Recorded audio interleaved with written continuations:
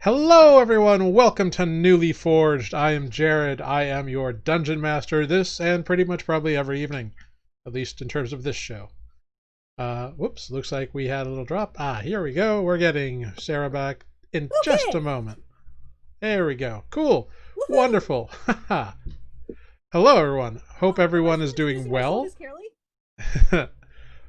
We unfortunately do not have Matt, so Spoot is being a little shadowy and indistinct this evening. And tonight is the final episode of Nuuli Forged for 2020. We will be taking the next couple of weeks off and be back on, I believe, January 6th in 2021, which will hopefully be a much better year for everything involved. Don't say that. I said hopefully. I'm not guaranteeing anything. I mean, I said hopefully 2020 would be good, but look where we're at. Well, then I blame you for this. Yeah, it's your fault. I was gonna say, you don't say anything. Stupid human. It's all your fault, Tanner. Speaking of which, let's go around and introduce ourselves and our characters. Unfortunately, Sarah's character is a little DOA at the moment, but hopefully that will change. Let's start in the bottom corner with Tanner down there. Hi, I'm Tanner. I'm playing Aetis, the Human Ranger. Oh, and what would your characters hope for in a new year? Let's ask that question.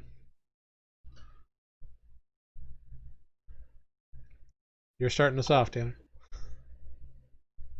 There's a lot of things to hope for. Well, remember, it's Aetis, not you. More portals to open up. All right, Aetis wishes for more portals. Aetis has a death wish, apparently. Well, you know, you always build some of yourself into your character. Well, yeah, that's true. Moving on to Sarah. Hi, I'm Sarah, and I'm playing Kaerlie, the really dead half-elf druid. Tax benefits are not what they were cracked up to be, but she's still dead. And I think in the new year she might hope for life. Fair enough. All right, and Amber. Well, hi there. I am Amber Tanujaya. I play Grrrig. Pardon me. Sorry, I chewed a snack. Grrrig, the half-elf artificer. Not half-elf. Goblin. I'm really scatterbrained today, apparently. Oh, yeah. It's been a long day. And what would Grrrig hope for in the new year? More stuff. More stuff. All right, very cool. Fill the bag of holding. Just fill it. And maybe learn something new. All right, I can respect that. And Mike. Hello, everyone. I am Mike. I play Defect, the Warforged Barbarian.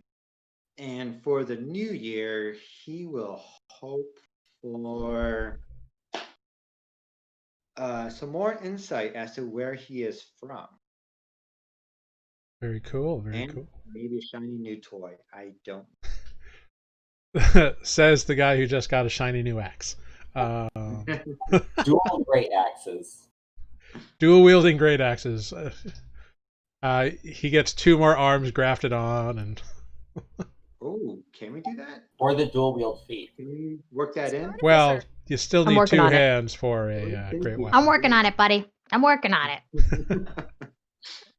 it. Wonderful. And as I said, I am Jared. Nuuli's wish for a new year would be that no more spell storms rage across it, destroying the landscape and altering strange things in weird new ways. So, with all that being said, let's dive right in with a little bit of a recap. Last time on Nuuli Forged, our party recovered from a sandstorm that separated them from about half of their kobold charges. After launching a light arrow into the sky and hoping that their missing friends were the only thing they would attract, the party kept a watchful gaze on the horizon. Soon they were approached by a strange, floating, jellyfish-like creature that asked for their aid to return to its home. The entity, which Grrrig identified as a flump, explained that he would come up to explore the surface now and again, but got caught in the same sandstorm and became lost. Defect, Grrrig, and Aetis agreed to help the little creature, who called itself Gribbelfar, in returning home. Aetis used his tracking skills and memory of the landscape, and they were successfully able to travel a few hours out of their way, encountering but a single giant scorpion on their path, but successfully leading Gribbelfar to the cave that leads to his subterranean home. In gratitude, the flump offered the party 5 items that it had found during its explorations. They graciously accepted a shiny metal rod and a stone with a strange rune carved into it, both of which appeared magical to Grrig's uncanny detect magical eyes. Aetis decided to use his newly recovered latch blade to tear open a portal in space on the material plane and return to Spoot, with whom he had left a vial of his own blood taken by the latch blade.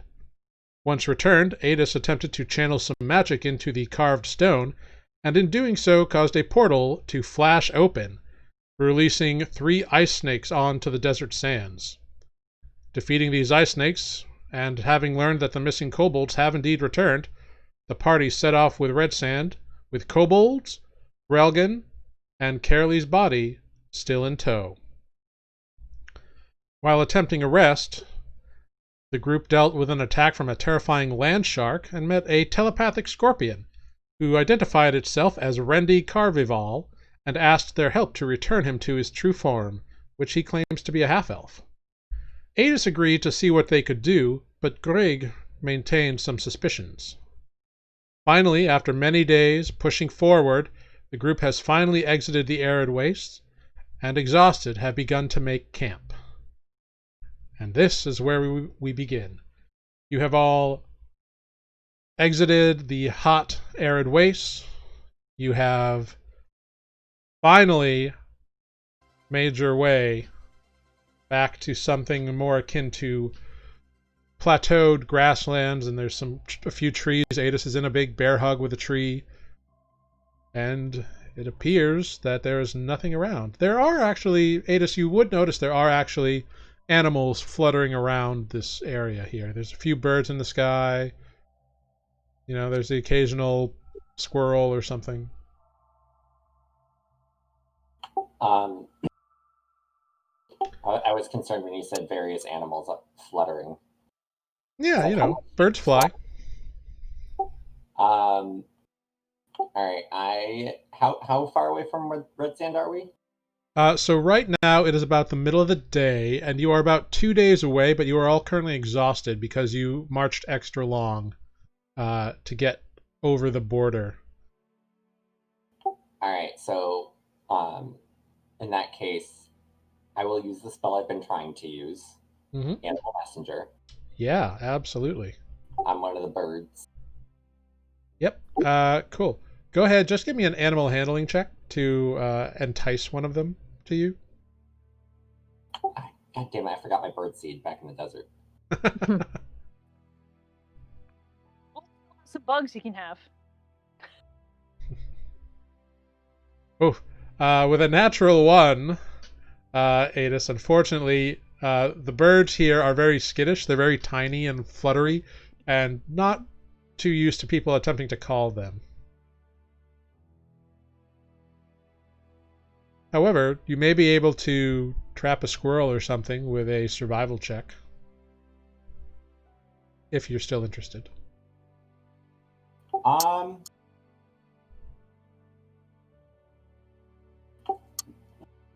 trying to think, because I don't know if a squirrel would do any better than us just running walking.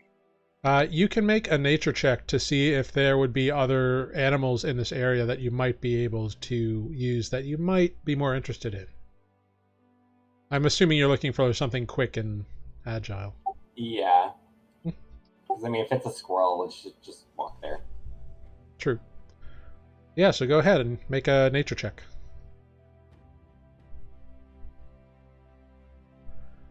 Cool. With an 11, you figure that there's probably some kind of fox or coyote around here, and they're kind of quick.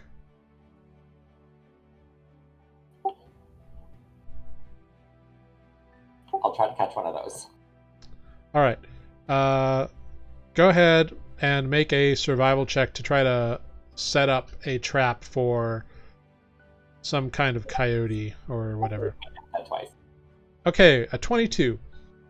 You do manage to set up a very nice little trap. There's no fox in the immediate vicinity, but given some time, you've got a really good trap set up for one. You've baited it, and so hopefully it will yield you results. Maybe we'll find out what the fox says. You could. It is Yes. an age-old question amongst your people.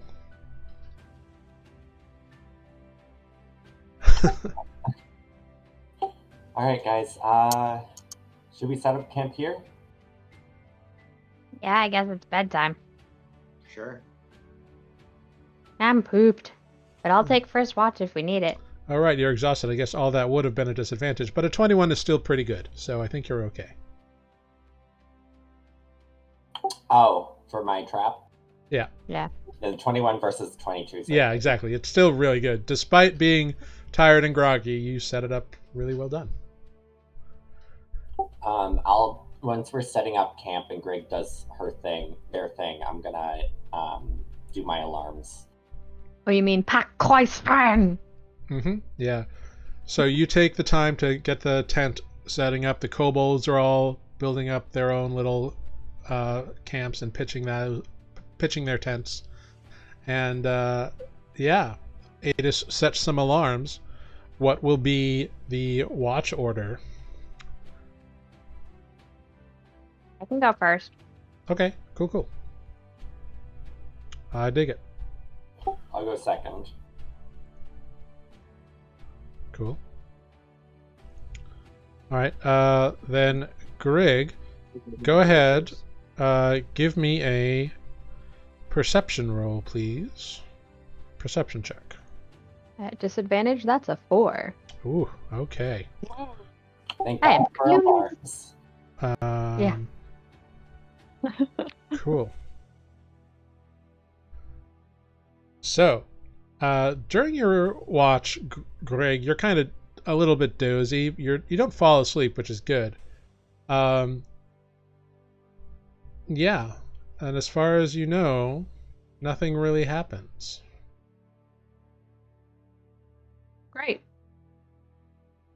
You go to wake up the next person, and you realize that the front of the tent is covered in spider webs. Oh. That's yucky. Gross. Yep. And you hear a little poof as right next to you, a big white and blue spider looks at you. Oh, hi. It is looking at you and kind of expectantly. You can make an animal handling check or an insight check or something if you want. Stroke her cheek.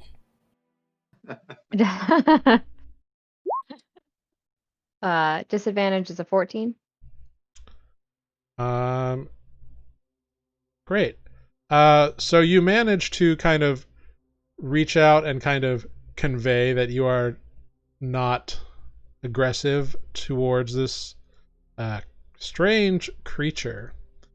And like its entire body is white and it's got like these blue highlighted designs on it. And it's really weird You're looking. Pretty. You're Yeah, kind of weird and looking. it's also about like 8 feet wide and like it's easily twice your size. Yeah. You could probably eat me. Yeah. Thanks for not eating me yet. Good spider. Yeah, it looks at you a little bit and kind of clicks and clacks at you. And begins to move towards the tent, climbs up on top of it, and then it's blinked out of existence. Okay.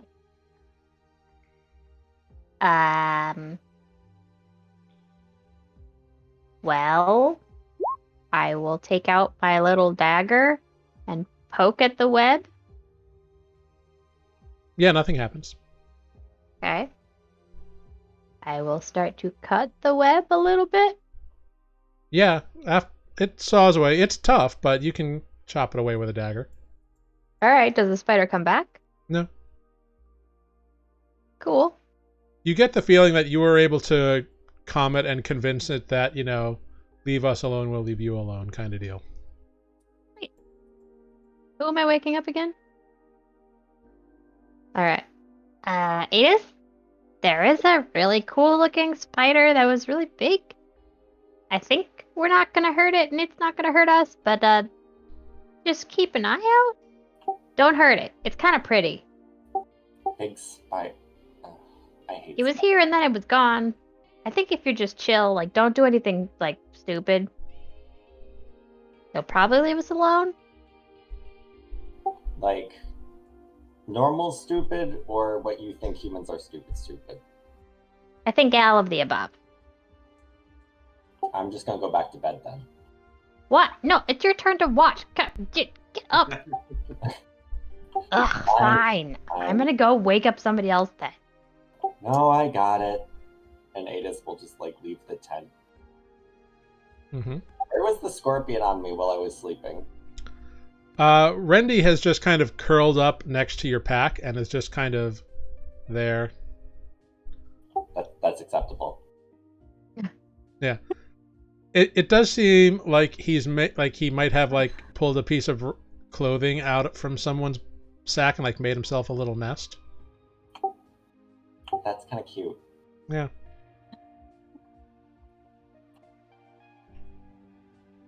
All right, I'm just gonna go outside and keep watch. Yeah.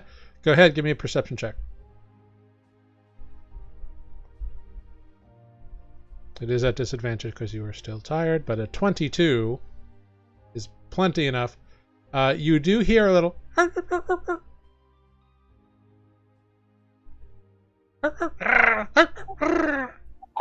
go after it. Yeah, it's coming from the direction where you set your trap.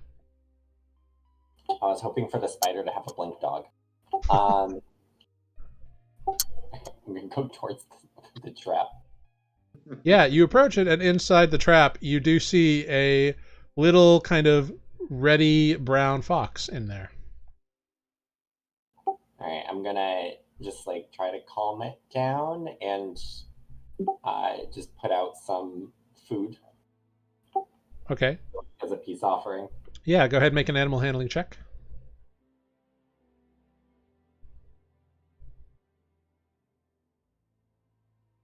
Okay, with a 6 from disadvantage. You're a little tired, and you think you're looking non-threatening, but you just have this like perpetual I just woke up and I haven't had enough sleep kind of face on. Come on, Ranger. And like it does sniff the food you drop, but it like doesn't eat it. Alright, well hold on. I don't think the animal when I cast the spell necessarily has a choice. Probably not. It's magic, right? So. Yeah, and it doesn't say. It just says a tiny beast you can see within range. Mm-hmm. Yeah. So yeah, Does not have to be willing. Probably not. So yeah, I would say that this here fox is definitely a tiny beast within range. Alright, I'm just going to I don't even know how to cast this. I just like gonna rest my hands on its back away from it trying to bite me and cast it. Okay. And I'm gonna describe what's his name? The Mighty Mees. Okay. So looking at this spell really quick. You use an animal to deliver a message. You choose a tiny beast, a location, or a recipient. So what is your 25-word message? This is great. Now, I will remind you that the duration is for 24 hours. So you're pretty sure that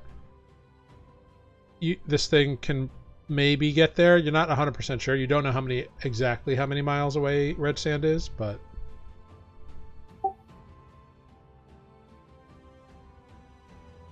oh, this is also interesting. The target beast travels for the duration of the spell towards a specified location. Yeah, 25 miles. Yeah, 25 miles for other animals. Yeah, because this one's not flying, so it'd be... Yeah, you do know that you can cover about 30 miles or so per day of travel. Damn. Never mind, this is useless then. Yeah. I was assuming it would be like 8, like maybe. But I'm not sure what your spell levels are. If you have a higher level spell slot, it increases the duration of travel. That's my highest spell slot. Okay. Damn, I can't even cover 30 miles in one day. Well, this is like 30 miles if you are traveling all day along a road, just doing nothing but walking. 25, 30 miles in a day. Okay, I will release the fox. Okay, you release the fox. It kind of runs off. That was useless. I'll just go back to the camp. You get a feeling that if you are successful in coaxing a bird or something, it would probably be more likely because birds can fly farther than like foxes can run in a day. Well, it's nighttime, or is it just evening? It's like late afternoon, probably early evening by the time you're watched, because you guys went to bed around like noon or so. Alright, I'll just put a pile of like seed or something and just like near-ish me on the campsite. Yeah. I dig it. Very cool. Yeah. So, while you are sleeping, you do notice some bats flying around in the air, kind of like getting the last bits of, during your last bit of watch. You do notice these bats kind of flying around. And you think you might be able to snag one of them. Sure, I'll try to snag a bat. All right. Cool. Go. So go ahead. Because you're trying to trap it, you can make a survival check.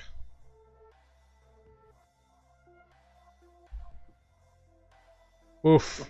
Unfortunately, the bat does not put up with you with a natural one, and you overextend, and your birdseed scatters around the place. God damn it. Okay, I give up.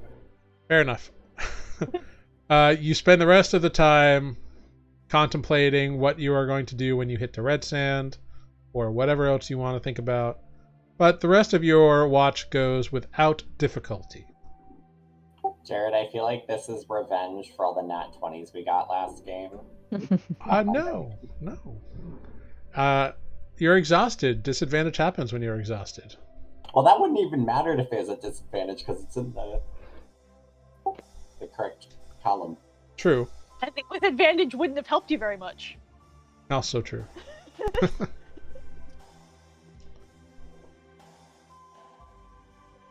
Okay, I'll go wake up Defect. All right, you wake up Defect. Defect, ignore the birdseed everywhere. I'm just going to climb back into bed. Defect is confused, but we'll do as Aetis says. Yeah. Ignore the students. Go ahead, roll a perception check.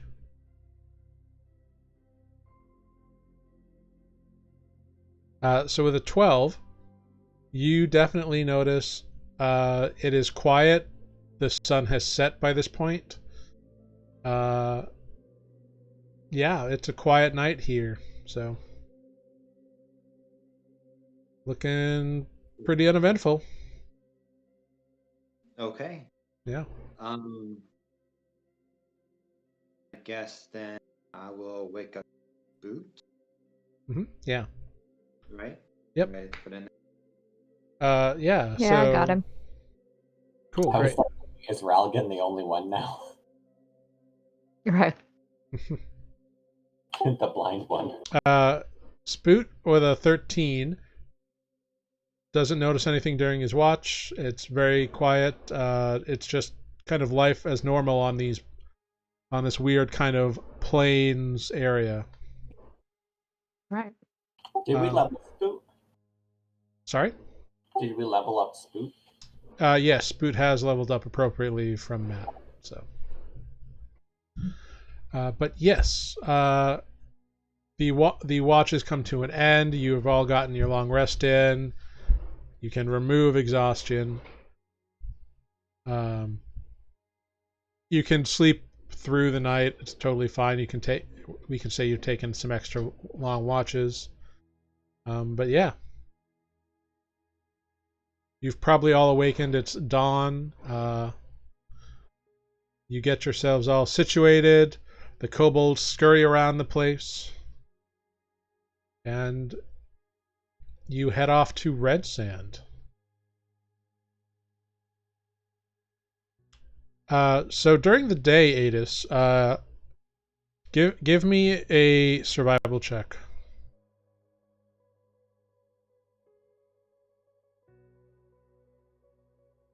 Hold on.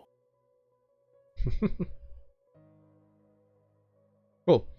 Yeah, so with a 13, you are able to successfully keep on the trail, keep on the path, no problems. You do notice a flock of birds kind of hanging out in a tree, though, so... No. What I'm saying is those birds are just sitting there, and your range is 30 feet, so you don't have to coax them to you. Oh. I didn't even look at the distance. Yeah. Sure. Let's try it again. Yeah. So you can cast your spell on a creature within 30 feet, so yeah. And then, hold on. We are on our way. Wait, we are on our way back.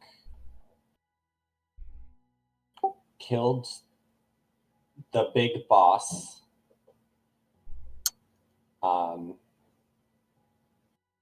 Coming back with a bunch of kobolds that need jobs.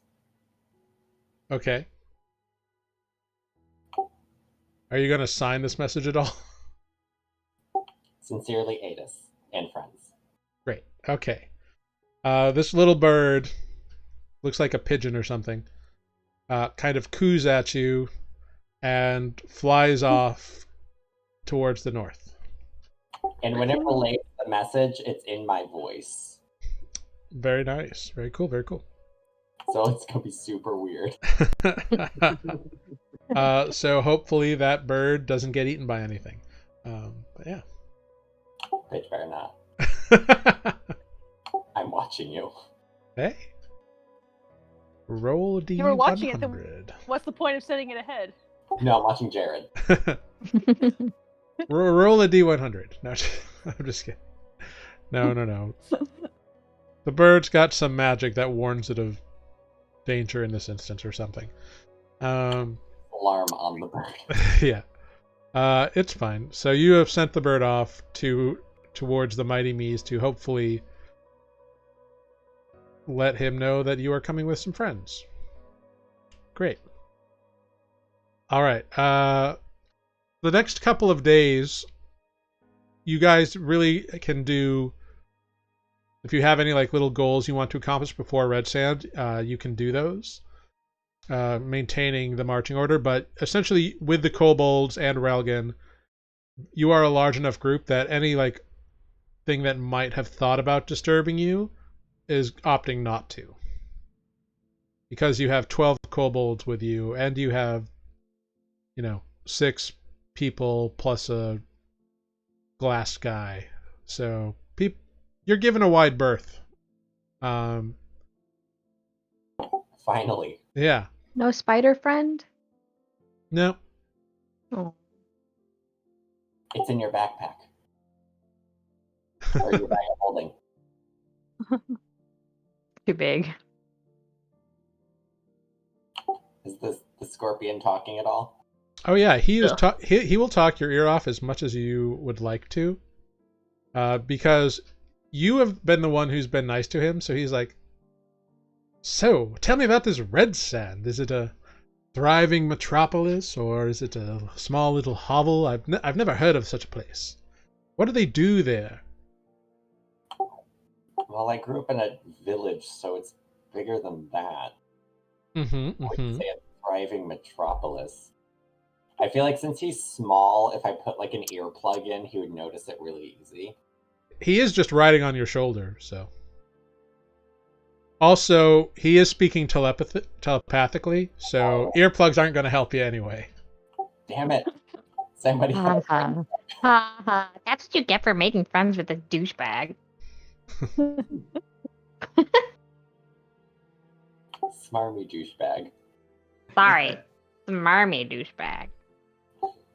I'm trying to be nice and respect the goblins' wishes on not talking to them, but they are making it very difficult not to make snappy comebacks. I think it would be really funny if you did just poke in there occasionally. I'm not sure I'd find anything. Yikes. Oh, come on. I haven't talked to anybody in... I don't even know, so... I tried to be nice, but they just will have none of it. I haven't even done anything. I haven't so much as nipped a person. I'm really very nice. No nipping. That's what I'm saying. I haven't. Keep that streak going. Although really, it's not the claws you have to watch out for. It's the stinger. It's on the tail, but... I really am not like as... I'm really not a scorpion. I'm really a half-elf. I keep telling you this. Yes. It's a bit... Normally you swat things off of you. But... Well, I appreciate your restraint from that evolutionary holdback. So,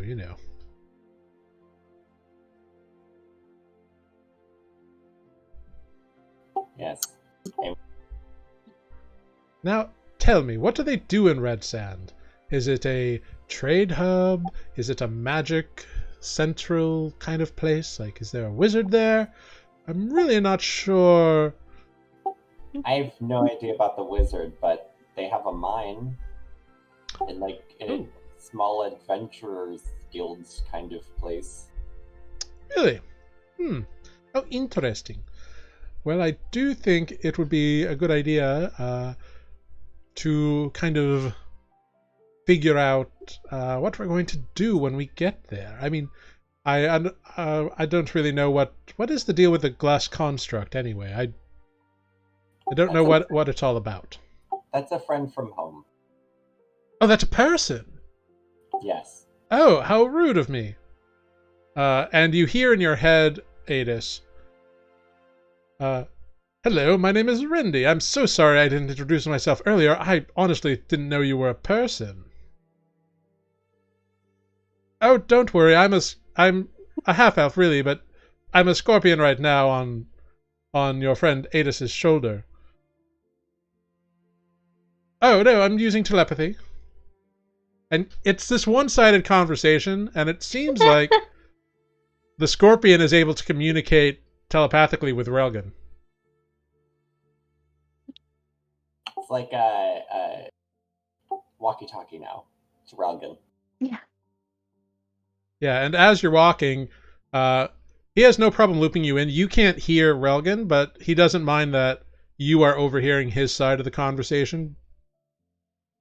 I'll just keep eavesdropping while they're going at it, but like happy that I'm not talking anymore. Just as we like push on. Yeah. You do hear some chuckling at one point, and Rendy goes, "He has quite the interesting stories about you, Aetis. I didn't know he had trained you when you were younger." Aetis is just gonna like sigh and pinch his eyebrow and just like... I mean, really, that much mud? I mean, fantastic. It's so funny. What is he telling you? Why? Oh, God. Apparently there was a mishap with some training exercises in a swamp, and you may have gotten everything muddy. Oof. And necrotic mud in a swamp is quite unattractive in aroma, apparently. Yeah, didn't smell great. You know, this Relgan chap is really quite fun. He's quite nice. He was very nice, but he's the only one I've met from way back home. Oh, yes, he says that you've said it's been 1,000 years, and that's a whole other interesting thing, because you don't look that old. It's the spell storms. Ah, yes. Not really, didn't really have much of those where I'm from, but we knew about them, so you know. Yeah, just they hit one day, and then next thing I knew, I woke up in a cave. Oh, how utterly terrifying! I do know the feeling of waking up somewhere totally alien and not really knowing what to do. Except, I was a scorpion when I did it. And I lucked out there. Yes, and at least you don't have someone kind of, you know, angry at you. So that's nice. At least the spellstorm was a random event. I mean, if I have someone angry at me, I don't have any idea about it, so... Well, as far as I understand them, they were a result of the whole breaking happening and, well, not really controlled because they were pure, unrestrained arcane energies flying all about the place. That's fair. Yeah, but it seems like your friend Relgan here was struck by one of the lightning bolts and turned into, well, walking glass, apparently. Yeah, that's... Oh, and then you hear, "Oh, terribly sorry. I didn't mean to leave you hanging, as it were. I've just been updating Aetis on our chats." Relgan does wish me to convey how appreciative and how relieved he is that you have found him, and apparently are going to try to help him as you are me. You are quite the do-gooder. You are quite a hero, Aetis, really. Well, I owe him a debt. I just feel bad for you. Well, noble motivations being what they are, you are quite the altruist, I feel. Thank you. Oh, no, thank you. And such conversations continue. He's always very flattery in his way, so, you know. I feel like this, when he reverts back to half-elf, it's just gonna get worse. Still gonna want to use my hammer on him. Who knows? Who knows? It just goes over, now it won't kill you, just like smacks him.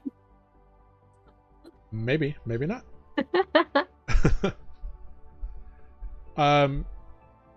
So my question is, during this time, do you, like, ask him any questions or try to learn anything else from Relgan? What are you doing during this march to Redsand, or are you just marching to Redsand? I mean, I would just, you know, ask him some questions about like where he's from, like the land there versus like what it's like here and stuff like that. Okay. He gladly tells you. Ningwa is a wonderful continent, really. It's held by the Imperium, which has lasted for well over 2,000 years at this point. The entire continent under one mighty imperial ruling family. It's really very secure. It's a bit mountainy, lots of mountains and kind of steeped areas, but the valleys flood so much, so we make a lot of rice and other such crops as that. There is some wonderfully rigid plants we call bamboo there. It's a very rigid structure. It's very useful. It's a funny name for a plant. Isn't it, though? But, it's been the name for as long as I know, so we're used to it, I guess. I'm really interested by all these strange plants. I've never seen half of these trees before. What do you call that one? And he points over to what looks to be like a pine tree. I'll start naming what plants I know. Sure. I'm not a druid, but Sure, but you know enough. You know the common ones at least, and he's just like, fascinating.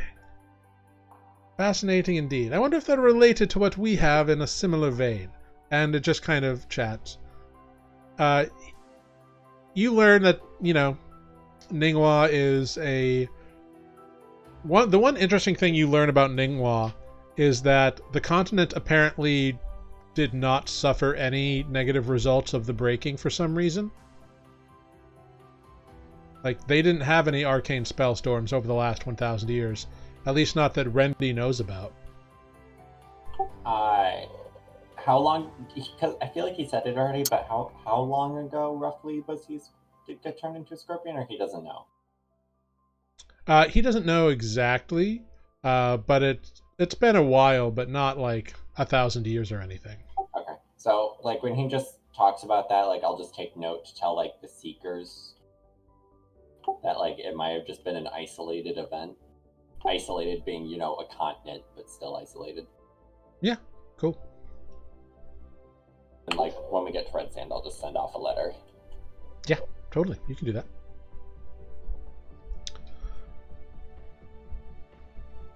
Great. Be practicing Draconic with Spoot. Sure. So you're hanging back with Spoot, learning some Draconic as he's guiding Relgan. And then I'll go show off what I learned to Defect. Cool. Good, Grrrig. Yep. So these 2 days kind of pass in this manner.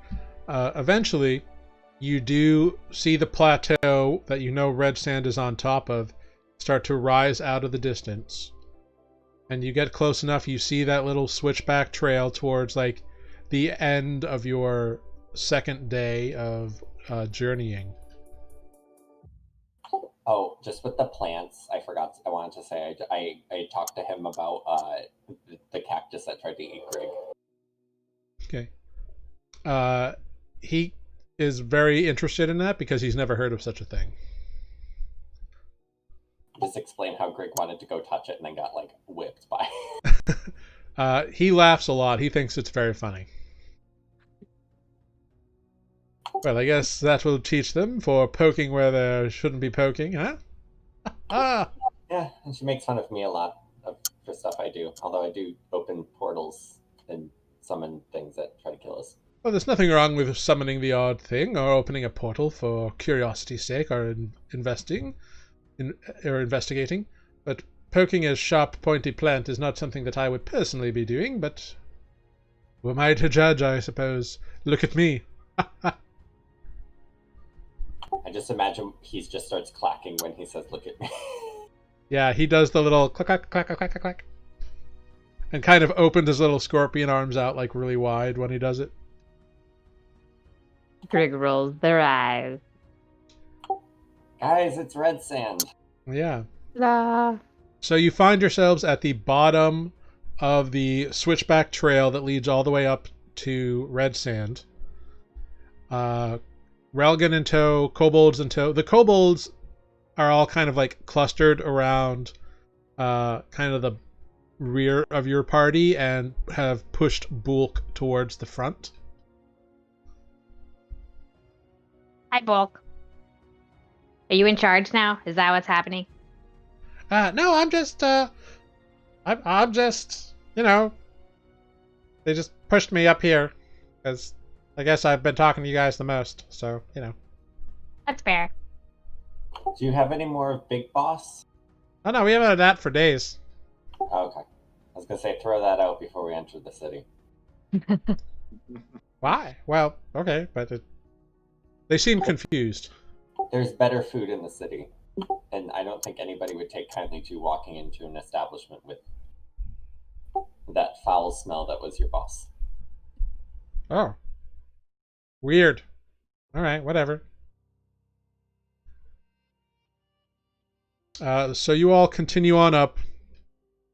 You get past the first area that looks like it has a rock fall that they could drop for intruders if they needed to.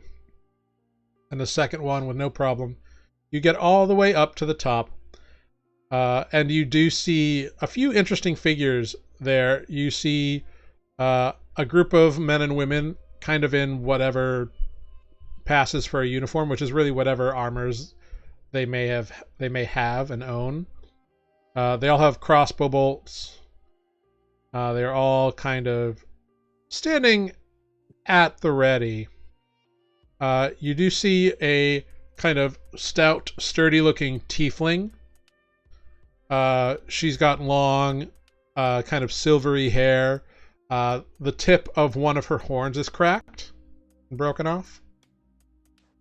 And you see that that same kind of guy with the white suspenders and the brown overcoat, the guy who identified himself as the mayor the last time you were there.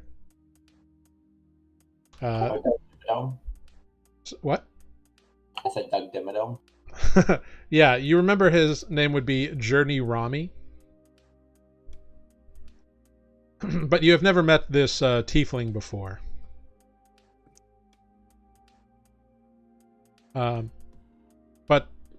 So this whole group meets you, and as you all kind of enter into this first part of town, the mayor steps forward again.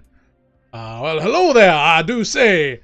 It is pleasurable to be seeing you again, and relieved we were to learn that you did not perish in the arid wastes. Your other kobold friend, the Mies, I believe is his name, has said, Mies. Yes, the mighty Mies, of course, has informed us that you were coming with some kinfolk of his own. Yeah, they're back there. The one that talks the most is Bulk. He's the one with the pot on his back. Of course, we have no problems with the Mies, of course. He has proven himself to be quite an adept individual in the mines, from what I understand. We just want to make sure that the others are settled in comfortably before making their homes here. Are you suspicious? You're gonna judge them. They just want a place to live that's peaceful. And we are willing to provide that for them. We just want to make sure that why there's that a they guard know the here? rules. Well, there is always guard here. This is the front entrance. Why are into they the town. armed and looking so suspicious? That's their job. They're the town guards. I do promise there's no malicious intent They didn't here. look at us when we walked in like that. They didn't look at Aetis that way. They But they're looking at absolutely these did the poor first kobolds time you that came way? to town. That's not fair. Well, they know you now. They don't know the kobolds yet. And to They be weren't fair, suspicious if to you us. notice, all their crossbows are not pointed at the folk. They are just at the ready. Grrrig is passing glares around to everybody. Yeah, the guards seem nonplussed. They look to me as one of their stronger and as their leader, so they'll respect him and listen to him. Well, I do appreciate that. If you would be so kind as to follow Captain Jessa here, she will escort you all to the mines and leave you in the company of Mies. And that will be that. Sounds good. We We have a few other errands to run, I know that much. Of course, of course. I do hope you have another pleasant stay, and we look forward to your continued residence and and it's at this time where he notices Relgan for the first time, and any others you might be taken into town, I suppose. We welcome all sorts of folk here. We don't have any judgments, so, you know, we do wish you nothing but the best here. Please do enjoy your time here. This is just Defect's cousin. I did not know that you had familial relations, Mr. Defect. Yeah, that's because you're a stupid. Defect just, nods his head yes. Ah, well, absolutely they are, of course, as welcome as you yourself. I do hope that you were successful in making the ruins a safer place to attempt to inhabit. So I do appreciate. I point to, like, all of the dragon bones and stuff hanging off of my backpack. Oh, was there some sort of creature there? A couple of... there was a dragon and some other kin. A dragon? Nobody said anything about there being a dragon at the Thrail ruins. You're sure it is dead? I mean, I killed it, so I hope so. Well, I declare, you are all such impressive individuals. I did not know there was a dragon. We heard rumors we heard accounts of kobold mischief there. No offense, of course, but we just did not know that there was a dragon involved. We just thought that you had gone and persuaded these kobolds to give up their ways. No, I killed their leader. Well, we killed their leader. Well, that is most impressive. But you are missing one of your company, are you not? She's back there on the stretcher. Do you guys have a priest or a cleric or anybody who can bring people back? Well, I do not know if they have that sort of ability. We have multiple churches and temples here. Perhaps one of them may be able to assist you. I am unsure of their abilities in that regard. I've never inquired personally. Yeah, it's been a few days. A week. A week? How long has it been? Actually, the second time she's died. It's been by this time about 7 days since Kaerlie died. Yeah. I know we have Gentle Repose going, but I just couldn't remember the timeline. It lasts 10 days. It's got about 3 days left before Spoot will have to recast it. If he chooses to. Yeah, it's been a week. I know that makes things harder. I do not know. I am not a magical sort of man. I am simply a business administrator. Well, yeah, you do seem to have a lot of failings. Yikes. I resent that. No, I have led this town successfully for many years. Yeah, you're just, a bit of a creep. I mean, just ignore her. She's cranky from travel. Shall we go attend to business? Well, of course, I will not stand in your way. Welcome once again to Redsand, and he kind of tips his strange shaped like curved hat, but backs away and kind of wanders off towards the building. Wait, are we going to the mines first? It seems to be he has asked you to go with the guard and Captain Valsoon there, the tiefling. He indicated that the woman was the Captain Valsoon. Got you. Okay. To drop off the kobolds and make sure they get settled in. Lead the way, Valsoon. That stupid human. He's such a jerk. Grrrig, Not all kobolds. They didn't want to be there to begin with. They were just scared of the dragon. He's such a jerk. The tiefling walks up to you, Grrrig, and looks down at you and says, "The mayor leads this town as he needs, as one who is defending himself from people who we have known to be aggressive against our own." Did you tell the difference between these kobolds? Can you? can you? Which one of them Kobolds are attacked people too. And which one of them have attacked those who inspected the ruins before you went? Probably none of these, because these were all cooks and like crafters.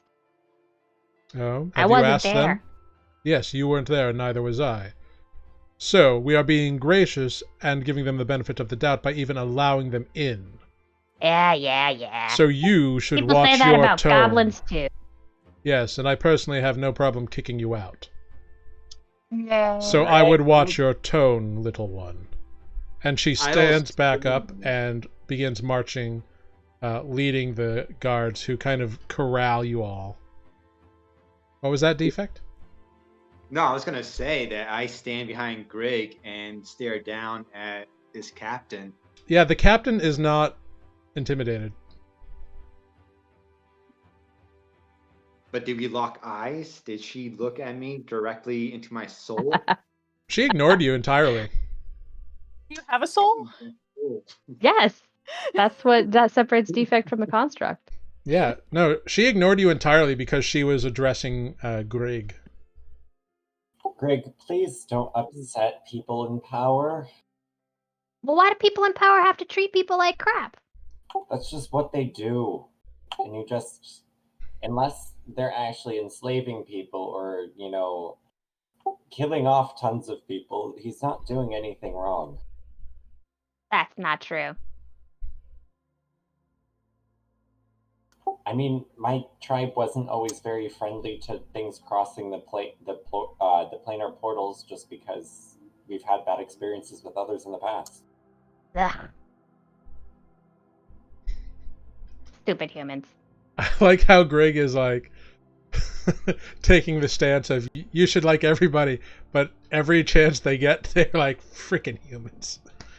I mean, that's Grrig's experience, though. Yeah, no, I just think it's funny. Be kind to everyone, except scorpions and humans. Yeah. No, smarmy scorpions and humans. It's a very small bracket. Nevertheless, Captain Valsoon does lead you through the town. The sun is beginning to set. Most of the miners are leaving, so they kind of clear an aisle for you to walk down. Yeah, so when you arrive at the mines, you do see that same kind of middle-aged, long, bushy, dusty, black, bearded dwarf kind of standing stoutly, kind of expecting your arrival. And you do see a couple more guards, which is not unusual. The mines are usually guarded. Like, it's not like they added security. But it does look like they've had communication. And next to the dwarf is a familiar-looking kobold with a shiny new shirt. Like it's really nice and shiny. It's not shiny, like it's not reflective, but it's well made, and he's just wearing it very handsomely. I was like, this bitch get mithril. Yeah, no, it's just a very bright, brand new blue colored shirt. It kind of sets off the bits of blue flecked in his scales. Mies is normally red, but he's got like some tinge of blue to some of the scales. But yeah. And Mies just kind of waves and starts jumping up and down.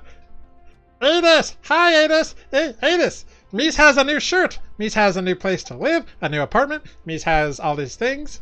And Bulk goes, Mies! Oh, hi, Bulk! And they begin chattering away, and all the kobolds just start going and going and going. I'll give Mies... I'll just, interrupt for a moment and give Mies a big boss claw. What's this? Is this? This is Big Boss's claw. Oh, that's from Boxasan? Yeah, I thought you'd have... It is impressive. You just put it on a shelf, a little remembrance. He immediately, tucks it into, a pocket in his shirt, and it immediately, rips through, the bottom of the pocket. He doesn't seem bothered by it. He needs a pocket protector. Maybe, but he doesn't have one, so... This is great! It goes...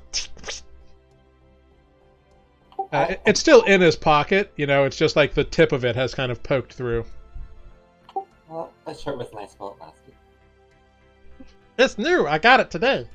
Me's got shirt today, and me's got home now. Grander let me's live in old mine shafts. And says other kobolds can live there too if want. Well, Mies,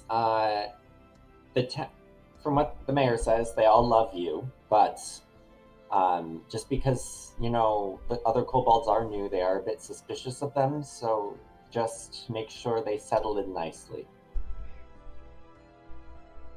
Oh, okay. You're their leader now, Mies. What? And Bulk comes forward. Yeah. Boss Mies. And all the kobolds start chanting, Boss Mies. And it's just this like Grrrig big, joins like a dozen kobold voices that are just like, Boss Mies. As this is going on, the dwarf kind of sidles up to you, Aetis.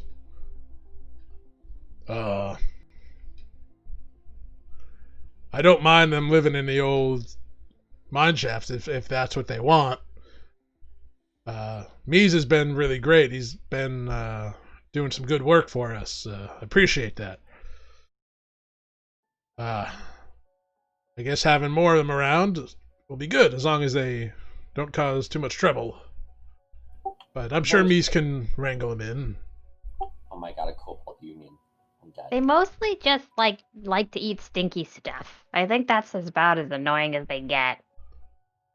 Yeah, well, what they do in their own section of the mine shaft is their own concern, as far as I know. I grew up in caverns, and it's easy enough to keep them clean and orderly. Yeah, they view Mies as their leader, so I would, just because, like, they are a pack kind of thing. So, generally speaking to Mies would probably be better than speaking to the other ones individually, if anything does occur. Well, I'm sure they will learn how to operate as part of a company, and of course, if any of them don't want to work in the mines, they won't have to. We're not going to force them. A company is just a big pack. Yes, and just like any pack, there's a pecking order, and as long as they respect that, I'm perfectly fine with them being in my mines. Well, they did. We just got rid of the bad boss before. Everyone's a product of the influences in their lives. Grrrig, that was so insightful. Where'd that come from? That's not insight, that's obvious. That's just true. It's a fact. Well, I am certainly fine with this arrangement, so. Well, where's the nearest church? We have a friend to try to bring back to life again. Oh. Well,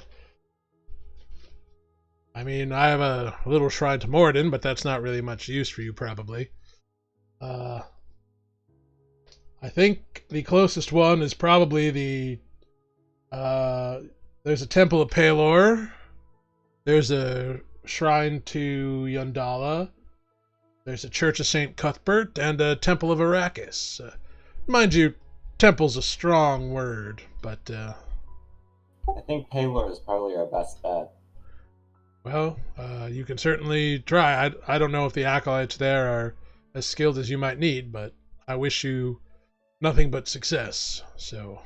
Well, if anything, we can at least just do last rites there. Sure. They're good at that. Which way is it? Then he kind of points over, kind of like west. Alright. Defect, do you need help carrying Kaerlie, or you got it? I had this. Alright. Yeah. So Grrrig want to unionize them before we leave? the kobolds have all like picked up their bags and whatever and just kind of like happily followed Mies down the main mine shaft. Because it's not like a mine in a big open cave. The mine shaft opening looks like it's a was a sinkhole or something at one point, and it has like an elevator that goes down, and so. And by elevator, I mean like a crank platform. And as the kobolds start like clambering on it, like Mies directs a few of them to like stay and crank up and down people, and then it looks like they're going to have to do a couple of loads to get everybody up and down. So in this, pardon me, making me talk in all these crazy voices and. Yeah. So as you head on over towards the Temple of Pelor, it is a very small stone structure, what you see before you. It is made of stone that looks like it came from the mines, and it's kind of reddy in color. It is constructed in the form of a blocky base with a sort of rounded dome, probably no more than 50 feet on any side. So it probably doesn't have a large capacity, but there are other kind of offshoots of it in 4 directions, kind of along the point of a compass. But entering into the temple, it is well lit. It seems like there's a big bonfire on the altar, and then the rest of the room is lit with lamps that have kind of a gold filigree to reflect and refract the light. And there's big open windows towards the east for the sunrise to come in. Are there any acolytes running around? Yeah. So there's a couple of humans kind of walking around. One of them approaches you and kind of bows. Oh, Grig's favorite. Greetings. My name is Kevin. How may I assist you? Hi, Kevin. We have a dead friend here. We were wondering if you could bring her back. You have a dead friend. Well, personally, I do not possess that ability. It's been about 7 days. Oh. Right. Quite frankly, we are a small order. I don't think there's anyone in town with the kind of magics you are looking for. However, that does not mean that someone cannot be summoned. It just means that I do not know what the ramifications of those magics are or what they require. Well, do you know of anybody who might have, I mean, even if they can't do it, just more knowledge on the matter? It's possible that Brother Herbert might be able to give you more information. One moment. Brother Herbert, can you come this way? And this older human gentleman kind of comes up. This, like, kind of soft, peppery skin, a darker skin tone than Kevin, kind of comes up. Yes? What can I do for you? May Pelor's light enter you all and keep you safe. Thank you. You too. Our friend here died in combat again. It's been 7 days. Oh. Well, there's no one here who can restore them. I can send to a larger temple. It will take some time, but by the time they arrive, it would be an expensive endeavor. Do you have an idea of how much it would cost? Well, let's see. I believe that such an expenditure... Because she's already passed once, so I can't imagine it'll be easier bringing her back. That is a bit... It does make it a bit difficult. I believe... I can't remember how to spell... Great. So, I believe that such a spell would not only be difficult in casting, but require, I believe, a diamond of some value, so a very large, very pristine diamond, and also, not to be rude, but a fee on top of that, so I would guess you are looking somewhere in the neighborhood of 17 to 2,000 gold pieces. 1,700 to 2,000 gold pieces. Which I am happy to provide that service, but it would just take time for the appropriate caster to get here. I would have to locate who it is. Greg, you're the banker. How much? I mean, you know, that's a lot. That's more than I have, like, in the bank from loss. Yeah, I forgot to add my own money to the loot when we split it, so I can't remember how much we have.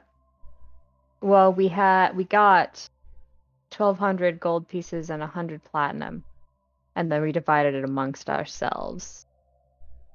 And I have ended up with, in my personal count, 518 gold and 318 silver. So everyone. Yeah, I have about 500 gold.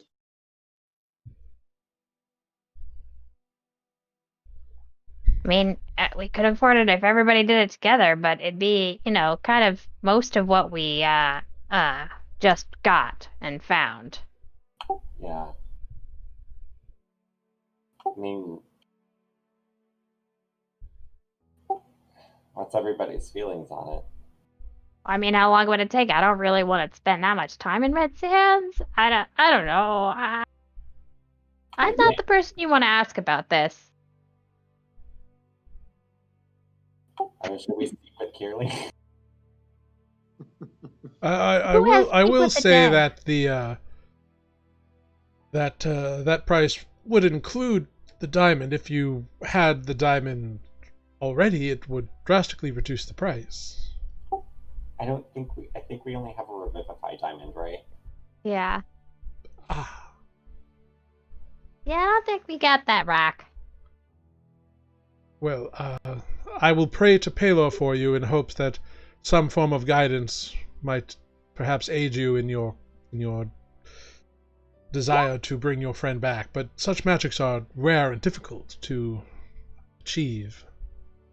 Does anybody have any magic that we can ask Kaerlie? I think Spoot can prepare one. Does Spoot have Speak with Dead? Yes, Spoot Cool. does. Spoot would also know that spell allows you to speak to the body, but not the soul. Oh. Okay, never mind then. So, like, the body would be able to answer questions to a degree, but it doesn't, like, resummon the soul. I mean, maybe if she's died twice, maybe it's Melora's will. I don't know who Melora is, but I don't know, maybe. It's the goddess of nature. Oh. Kaerlie liked nature. She does. I mean, how much would it cost us to maybe do, if that's the decision, last rites and burial? Well, if you wish to, if your friend can talk with a body, that is, doesn't cost anything, for he would be the one performing that service for you. I do not know if your friend was a devotee of Pelor, but if they were, then then last rites are given freely under Pelor's grace. So Maybe we can see if there's another druid in here. There is a shrine to the goddess Yondala, not too far away. Perhaps one of the Harvest Sisters there might be able to assist you. Should we do that, guys? I mean, maybe I feel like if anything, she should be buried with Nathan. There's a Harvest Sister. Oh yeah. I mean, we can ask them too. Maybe they, have something that's closer. I don't know. Which way to Yondala? He gives you directions to the shrine. More walking, guys. Okay. How long? Yeah. How long do you think it would take for someone to get here? I say before we go. Well, I would have to send a message, which I can do. Anywhere from 2 weeks to 3 months, I would imagine. I'd have to send the message, and the right person would have to be found and then sent. Not many can perform the kind of magic you request. Yeah. That's a long time. Okay, thanks. Of course. And so you depart, and he wishes, Pelor's grace shine you, and shine upon you, and away you go. I just want to be shined, not shined upon. Yeah. You march yourselves over to the shrine to Yondala, which is really just actually, it's a fairly small statue of a halfling woman holding a big cornucopia. She's a very attractive with a serene smile, and kind of all around her are there's like crops of corn that have grown, and like some tomato plants and a couple other things. Kaerlie, you're gonna be a tomato. Aetis, by this point, you do see something kind of out of the corner of your eye, and you do a quick check, and you see this like black and white tuxedo cat kind of crossing your path in a way. Wait, is it actually wearing a tuxedo, or is it? No, it's just like black and white patterned. It just looks like that. And Are you sure? Yeah, like it's black, white, gray, whatever. Tuxedo mask and a cat. Yeah, it's got a big cape. It is. It's keeping it's keeping distance from you, but it seems like maybe you've attracted a cat or something. I'll just like lean down and. It does not approach you. It keeps its distance, but it is like watching your group. I'll turn to the scorpion. I guess it's a gray kind of, more so than black or whatever. Okay. I'll just turn to what's his face on my shoulder. I need to write all these names down. It's too many names. Rendy. Rendy, can you ask that cat why it's staring at us and following us? Well, to be perfectly frank, my ability to speak requires a creature to actually have intelligence, and cats don't. Can you just give it a try? Sure. Hello, cat. You are quite agile looking. It did not respond. I'm sorry. It's a cat. It doesn't form cogent thought. I mean, I don't know. It's just looking at us like there was something behind there. Anyway. Or it's just looking for a handout. I mean, it is a cat after all. Yikes. Alright, where are these Don't get me wrong, I like cats. I used to own a cat when I was a child. I don't think... Yeah. Mr. Piddlepaws, actually. Oh, so cute. Short hair. Very cute. Long tail, though. Aw. That's cute. Where are these Harvest Sisters? Yeah, looking around the shrine, there's no one there. It's also getting to be fairly late at night. Yeah, you guys got here, like, at sunset, so... Oh, okay. Yeah. Well, hello? Okay. Hello! a little hut, like kind of next to the shrine, kind of opens up, and a little halfling woman in a kind of brown and just very generic looking kind of peasant garb, for lack of a better term, rope belt, and kind of a burlap looking shawl comes out. Oh, hello. Sorry. Are you looking for something? Can I help you? I point to the dead body. This is Kaerlie. Oh, okay. I'm sorry for your loss. Do any of you possess magics it's been 7 days, but do any of you possess magics like that? Oh, you're trying... right. Oh,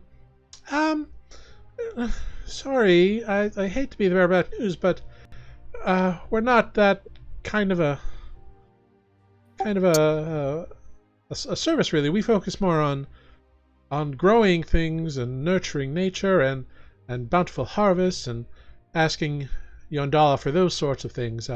I suppose it is possible for a high enough member of the order to get those kinds of abilities, but quite frankly, we are not high enough. We're kind of acolyte level. We're not like high priestess level. Oh, are you guys druids of any kind, or? Oh no, we're not druids. We're just worshippers. We're like very low order clerics kind of deal. She was a druid, and it doesn't seem like I see. Be possible to bring her back. So we figured maybe you could help us with last rites, and because like being buried with nature. Well, that is possible. Again, we're more of a using nature to farm and supply sort of thing. But if your friend was a druid, it is possible that she had some other customs that she would have liked. If any of you have the ear of a god, then perhaps that god could act as a conduit to provide you such information.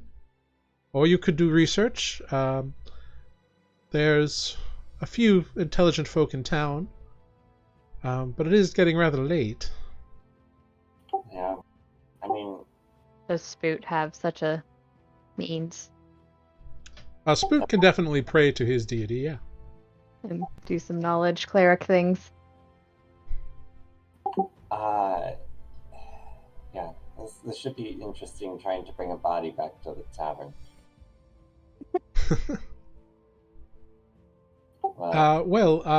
I suppose you could...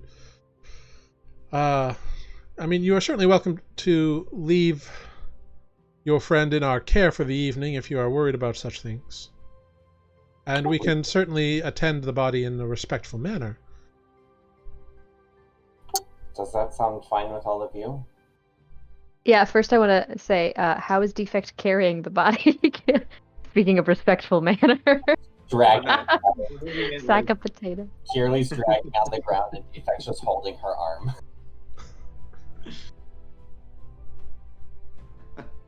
So I imagine Defect is just holding her like arms out, kind of. Yeah, of course. Still over Arms one out. shoulder. All right. So you leave Kaerlie's body with these halfling women who Thanks, ladies. Who kind of look at each other and kind of no problem. I'll and kind of go into another like low-ceilinged other house. You get the feeling that most of their parishioners and people who come up to them are probably halflings. I'll give them 5 gold for their trouble. They nod and say, "Oh, thank you very much. That's very kind of you. Yondala appreciates your generosity and wishes you bountiful harvests." You as well. Thank you. And so they go and they do stuff to keep Kaerlie's body nice and safe and whatnot. So you are heading to a tavern. Remember, you do have 2 choices here in Redsand. You have previously stayed in the Trade Wind Inn, But there is also the Palace Plateau. I say we go same. We have money now. I just want to go to the same place. Okay. I mean, that's Grig's opinion. The Palace Plateau sounds kind of nice, though. We did just... Yeah, it sounds fancy and tutti-fruity. You don't want to... I won't be welcome there. Doesn't matter how much gold I've got. Like that's ever seemed to bother you before. Yeah, usually I just stay away. Or get in fights. That's a good point. We should just probably go to the trade wind. It's up to you. Let's just go to the trade wind. Okay. You can check it out, or you can just go to your choice. I'll go check Let's go to the fancy place. I'll go during the day. Okay. So you're going back to the trade wind then? Is that your plan? All right. Is that office on the way the one that gave us the task to go to the desert? A shop. Well, that was Sand Dune Expeditions. He didn't really give you the task to do it. He just said that, oh, there's apparently a problem, and you guys said, oh, we'll go take care of it. It wasn't like a bounty board or anything. Oh, damn it. Okay. Yeah, but if we go to him, they'll have a nice chat. Spoot probably wants to go talk to him again. That's Yeah. true. He was that wise, kind of like older man who you gave the egg to. Also a half-elf. Yeah.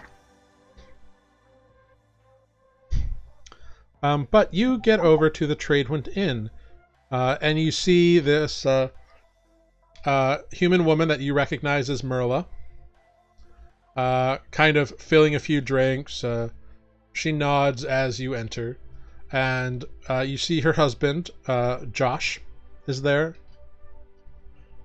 And he's chatting up. He sees you enter, and he like waves you over to where he's standing at a table talking to some folks. I wait back. Oh, yeah. And he kind of motions, come on over. Oh. Well, do you go over to him, or do you all like say, nah, dude, we're good? Sure, I'll go over. Okay, Grrrig. I'll follow Grrrig. Yeah, I figured as much. I'm good too. Right. Oh, well, it's certainly nice to see you all again. We were worried up until last night when Mies was in here saying a bird of some kind told them you guys were coming back. You've been gone almost a month. Yep. But the dragon is dead. There was a dragon? There was a dragon. Oh, you're going to have to tell me that story. We all whittled it down, and then I shot it in the throat, and now I took all of its things. That's a very dramatic story. I mean, if you want to tell the part about Kaerlie getting fried, you can go ahead. Oh, that was very dramatic. Sorry to hear your friend didn't make it. It's rough to lose a friend. I've lost a couple, you know. That's kind of why I started the inn. Well, Merla started the inn. I kind of had to help. But I advised against the dragon. They all wanted to go see the dragon. So, well, I mean, I guess it's better to take it out now before it becomes a real problem. We didn't even know there was a dragon there. Yeah, but now there's a bunch of kobolds working in the mine now. So yeah, Mies said you were bringing his friends around, and we love Mies. Like, he's great. Like, we think he's just fun. He was a great customer for a while, but then Grander opened up the old abandoned section of the mines for him, and I guess he's made himself a little home in there, and so he's living on site now. Which, I mean, hey. Just if a kobold named Bulk comes in here and offers to start cooking for you. Yeah, probably don't. But he'll probably take whatever you don't want to eat and make it for the kobolds. Well, I would probably not judge someone until I tasted their food. I advise as personal experience from traveling with them. Unless you know where he gets the materials from. That is a big thing. Well, if you're going to cook here, you would use our ingredients. That's kind of the point. Well, yeah, then maybe he's good at it. We didn't have very good ingredients for him to cook, and Well, I'm not going to hold that against somebody. that's fair. Don't be surprised if he wants your trash. Oh, well, we don't have too much, but I'm not sure what use you could get out of, like, vegetable peels and the like, but I suppose. As long as it's edible. Do you have that scorpion liquor again? I want it for everybody. Oh, sure. All of you or everybody in the tavern?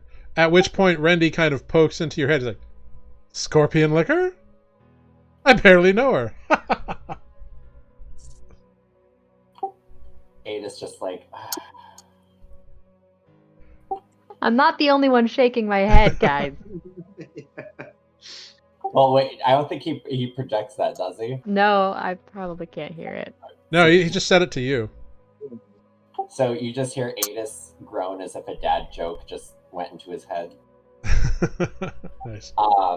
No, just for us. No one else helped us. I mean, if they want, they can... Oh, no, that's totally understandable. I was just, clarifying.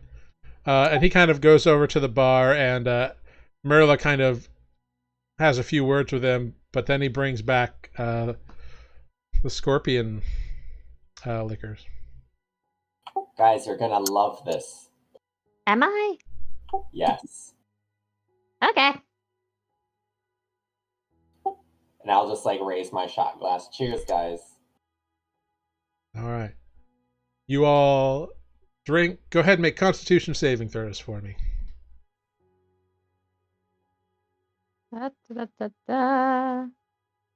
23. Nice. 10. Aetis, your tongue goes numb, and you can't really talk anymore. See, I told you guys this was great. Is it great? It's great. I don't understand the purpose of this drink, Aetis. Oh yeah, I forgot about that. So, to sum up here, you all are able to get in rooms at the inn for, I believe it's 2 silver a night. I try to get smashed with Grrrig. Sure. You and Grrrig can get smashed on easily 4 gold. I don't know if I want to get smashed. I want to make it a drinking competition. Okay, great. I mean, you can I want to stay sober. I want to see what happens. With my con saves, you'll easily outdrink me. All right. Okay. So the first round cost you about about 1 gold, 5 silver for the 4 drinks. You got that one? Yeah. I'm just taking note, and then I'm just gonna add it at the end because I hate dealing with silver. Sure. Okay. I have plenty of silver. I am tracking it. All right, cool. Yeah, and you can pay it all in silver. They don't care. Okay. But great. Yeah, they go ahead. You can get another round. Yes. Yep. For get this round. Let's do a different one though. What's the other liquor that they had? So they have this because nobody really buys it because it's so strong, but they also have an ale and a mead. Yeah, I think I'll just keep ordering meads. All right, cool. So if you spend another gold each on mead, that would be about 5 meads for a gold. It's about 2 silver per mead. Sure. So you can all make another Constitution saving throw. I can't do that on the liquor though. Yeah. A normal 20.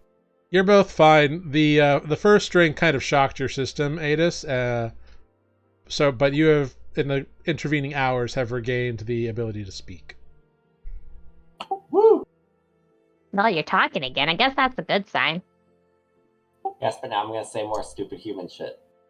Yeah, I mean, you may be stupid, but you're pretty funny. I'm just glad the scorpion can't drink. Ugh. Is that thing talking to you? Randy, can you drink as a scorpion? Of course I can. I just haven't been around liquor in so long, I've kind of forgotten how. I mean, I do eat, it's just normally it's like bugs and such things. I look for like a thimble kind of thing, just like on my person. I mean, you could probably like drop a few drops on a table and he could drink it. I feel like that would be undignified. Get a spoon. Put them in a spoon. I'll just put it on a spoon. Spoon feed your scorpion. Just, like, okay, so you put a couple drops on a spoon and he's like, whoa, I haven't had meat in so long. Oh, that's different. Oh, it's... Man. Scorpions don't have taste buds. So all I feel is texture. That's disappointing. I mean, I still feel a little lightheaded after that. That was... Whew. But, it's not as enjoyable when you can't taste it. How sad. Yeah. Grrrig, more? Sure. I'll win. I mean, I'll just keep doing this until I pass out. Okay. So, go ahead and make another Constitution saving throw. Oh no. All right, Grrrig, Body weight real. You pass out after spending another 4 silver. Aetis, you spend another 6 silver, no problem. Well, I guess that's over. Can we get some rooms? Yeah, they provide you with 3 double rooms for 2 silver a night. Okay, so it's like at 2 gold For now. So we just pay night by night. Yeah, you can pay night by night. They're fine with it. So I'll put down 4 gold just for like tips with the drinks and stuff, and then call it that. Yeah, they're very appreciative. Aetis, as you stumble up to bed, you do see that same kind of gray and white, or black and gray, or whatever cat kind of looking through the window at you. And as you go into your room, you see it hop down and skitter out of sight. The hell? I'm not messing with this. And then I'm going to alarm all of my windows. All right. Cool. And with that, we're going to go ahead and take a 5-minute break, a little bio break for everybody. So we will be right back, ladies and gentlemen, and others, and thems, and theys. So we will be back in 5 minutes. Thank you all very much for sticking with us so far, and we'll see you in a few.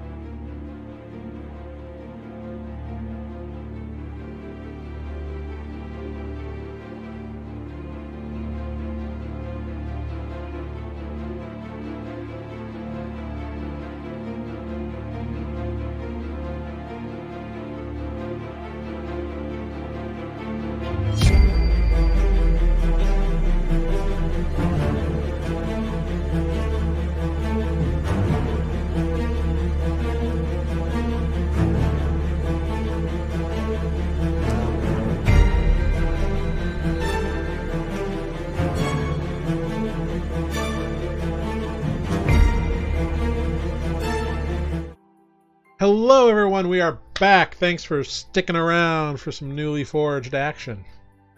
Brand new packaging. Not really, but we're going to go with it. Wonderful. So, you all take a long rest in the Tradewind Inn. The next morning, when you all eventually reconvene together, Spoot shares something with you all that he learned while he slept. Spoot was visited by an entity that he had previously dealt with, a silver-skinned woman of some kind, who showed him a pathway that led to a crashing shore, and through that crashing shore led him beyond that to a grove of trees where he met with Kaerlie, essentially. And Kaerlie conveyed that she was not so interested in the need to return as she had been previously, because she has now become used to being non-corporeal, but she would appreciate a druidic funeral rite, which would involve a funeral pyre and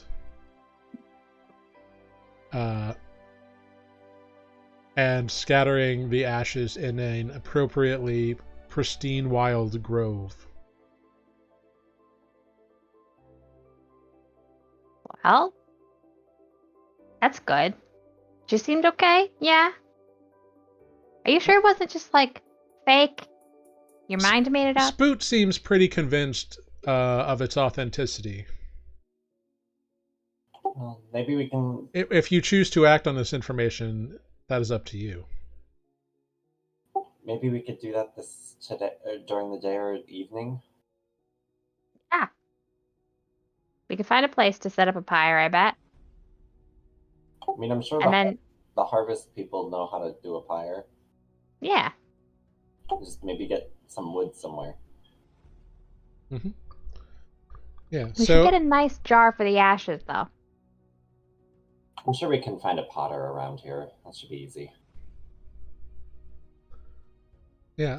Stonework town, after all. Mm-hmm. It's true. So as you are all having some brekkies, the tavern is pretty quiet this early in the morning. A couple of the miners have stopped in for breakfast, but they have since departed, because the mine begins work pretty early. Other than Merla, who is kind of cleaning dishes and kind of getting stuff set up for the lunch rush, there's only one other figure in the bar, and they are fairly hooded, but Aetis, you can tell by looking at them that they are pretty tall and have a decidedly feminine form to them. And looking under the cloak, you see a bit of like a gray skin with some sort of markings on their arm. That's weird. Marla. Yeah, what can I do for you? And I'll walk over to her. Who's that lady in the corner? Well, she hasn't really shared a name. When she speaks, her voice sounds a little foreign, but that's nothing new. Most people ain't from around here. Keeps to herself, orders food occasionally, and doesn't bother anybody. Tries to keep a distance from most folks, seems. Interesting. I'll go back to the party. Yeah, she's been coming around here last couple of weeks.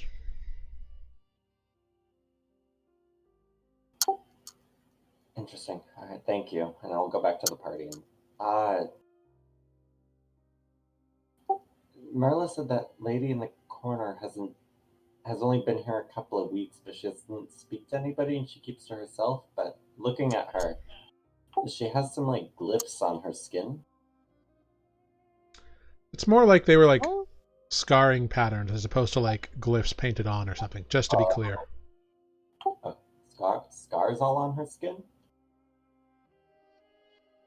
That's dark. Or cool. I can't decide. It's dark if someone else put them there for a bad reason, but it's kind of cool if you put them there for a good reason. Greg, you should go talk to her. Okay. I'll just like watch Greg's interaction. Sure. Hi. I guess my friend asked like who you were, and you've been here a couple weeks, and you haven't really talked to anybody. And I don't usually talk to people, but people who don't really talk to people seem like my kind of people. Hi. So you are looking up into this hooded figure, and their hood is like pretty much drawn over their face. And you look up and you can see this woman, appears to be half-orc in nature, with like big protruding tusks out of the bottom of her mouth. And she says, in Goblin, these are your friends? More or less. You're with them on purpose? You don't need to be rescued or anything from them? No rescuing. That one's my friend. I point at Defect. That one's a stupid human, but I might like him eventually. That one is really smart, sort of, sometimes. Pointing at Spoot. And yeah, I mean, so far, we've like killed a dragon, so I think they might be my friends. Almost. Defect is. Do you have any friends? Yeah. Like a big dragon? I mean, it wasn't that big. It was like medium big. It did really fry one of our friends, though. I guess she was my friend. That's weird. I haven't really thought about that before. Who are you? Well, I'm a stranger around here, but so far people haven't been so friendly. My name's Olive. Hi, Olive. I'm Grrrig. Nice to meet you, Grrrig. You gotta growl it. It's nice to meet you, Grrrig. Yeah, there you go. Yeah. Because then you could like strike fear into your enemies, and you know it sounds really epic. So when you're famous, people really know your name. I see. Mostly, I find I strike fear into people just by taking my hood off. Usually the sort of people I don't want to talk to anyway. I mean, that's fair. Most people try to hide their purses and then kind of glare at me when I walk by. But not when I walk by with these people. Yeah, they're fairly intimidating themselves, I guess. Yeah, I guess. And we're all a little weird. Even though that one's a human. Do you want to come say hi? Or do you only speak Goblin? No, I speak Common too. It just... You're a goblin, so it seemed polite to talk to you that way. Yeah, that's fair. That way also, they don't know what we're saying. We could pretend that we're telling really bad jokes. Quick, laugh. For that. How loud is Grrrig being? Because I can understand her. Make a perception check.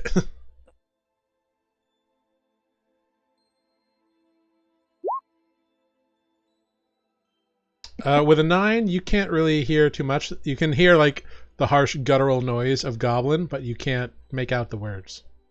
Defect, she seems to know Goblin too. Grrrig, of course they do. Other figure. Oh, well, what concern is that to us? I don't know, it's just weird. I haven't met anybody else that can speak except for me and Grrrig. Well, do you want to go and say hi? I mean, they're not bad. Defect's good. Oh. Aetis opens up a portal. Just kidding. Damn it, Aetis! Stupid human! A portal appears right next to where the portal appeared, because the only place it can open to is the vial of blood that Spoot is carrying. I'm just joking. I don't actually. You hear the Benny Hill theme play? Yes. Yeah. It's a flump. A flump comes out and chases Grrrig around the bar. No, takes off its mask. It reveals it was the mayor the whole time. Oh, that mayor. Kids! I knew it. Would have gotten away from it with it too if it weren't for you kids and your meddling scorpion.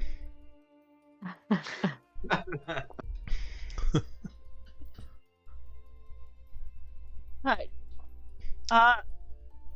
Olive will go with Grrrig, but keep her hood up. Okay. On the way, I say, "Do you want me to tell them your name, or do you want to be in charge of that?" And I guess it's just a common use name. It's not, anything especially secret. Okay. I mean, I don't know. Maybe you want to change your name and say a different name. Why would I do that? Mystery? I don't know. People lie about things. Of it. Yeah, that's why I like animals better. That's fair. Kaerlie liked animals. Who was Kaerlie? Aetis tries to pet them, and they don't like him. So Aetis and Defect, you watch as Grrrig brings over this 6-foot-tall, cloaked, female sort of looking figure. And you can see that, yeah, the skin's kind of this gray, pale blue, gray kind of color.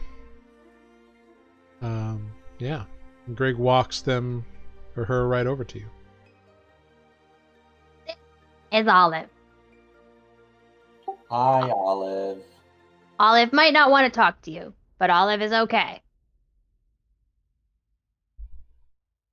And I point to a seat next to Defect. You can sit there if you want.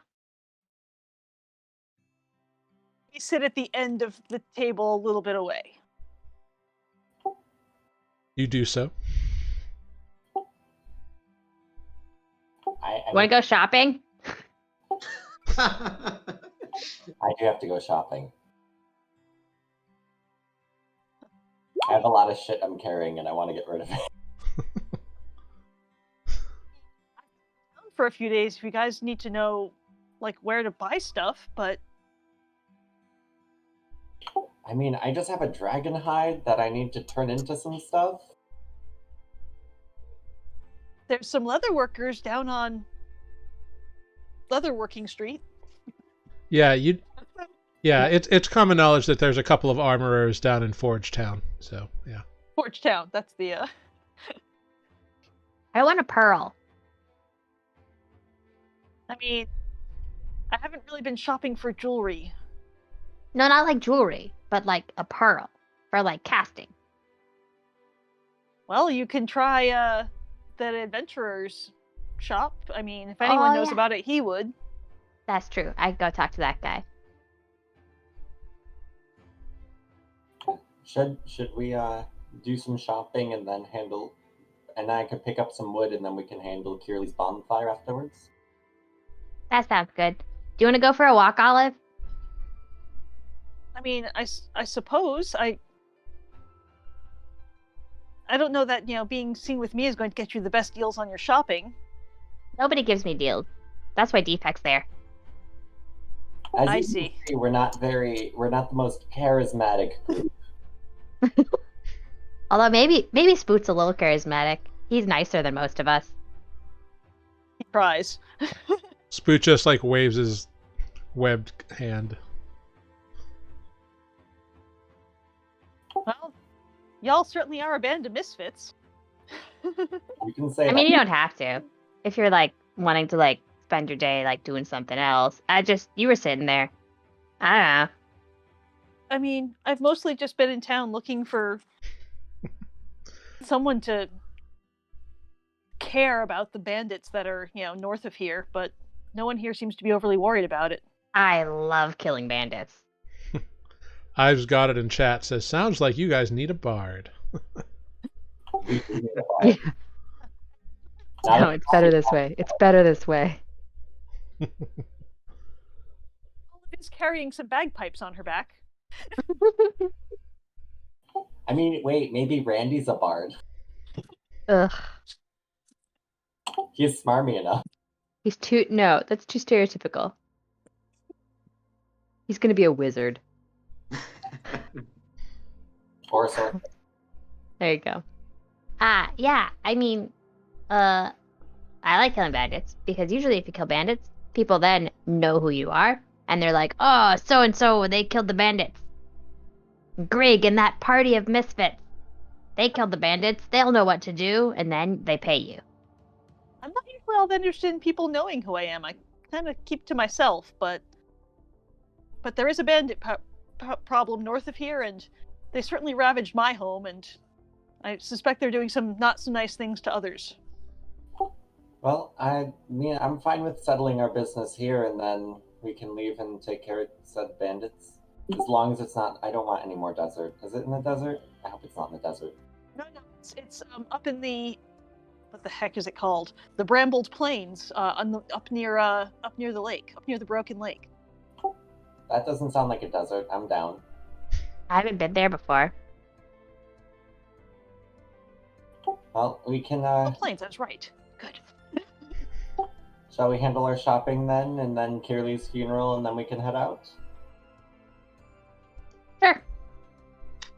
I will not go shopping. Defect, Okay. Maybe we can get some fun stuff out of these dragon teeth and bones and all this stuff.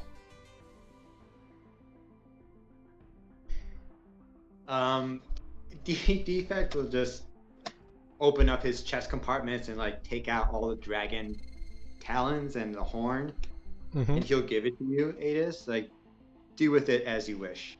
All right. Well, I guess I'm gonna head out and get my stuff, and I'll meet you over at the Yolanda. What was the? Yeah, the shrine to Yolanda. That's what I thought it was. Or Yondala, actually. Yondala. Oh, I was like, Jared, that's not. Yondala, not Yolanda. Yeah. Tanner got his wish. All right, I guess Spoot and I will probably go to Sand Dune Expeditions. Okay. That guy. I'll head to my leather worker. I already sent you my list, Jared. Yeah. So you make your way over to Yondala's shrine. And, yeah, the halfling women are there. They are tending the shrine. One of them recognizes you. Oh, your friend is, well, Still dead. well maintained. She is, I assume one of you was capable of casting some sort of preservation spell over the remains. Who is she speaking to? Whoever has gone there, she addresses the group. Oh. I was going to head there. I thought we were heading there after the shopping. Oh, I thought someone said they were going there first. My mistake. No, we were going to meet there after all of our business. Got it. Okay, cool. Got it. My mistake. My error. Stop yelling at me. Cool. Yeah, I'm yelling. Yeah, I know. Cool.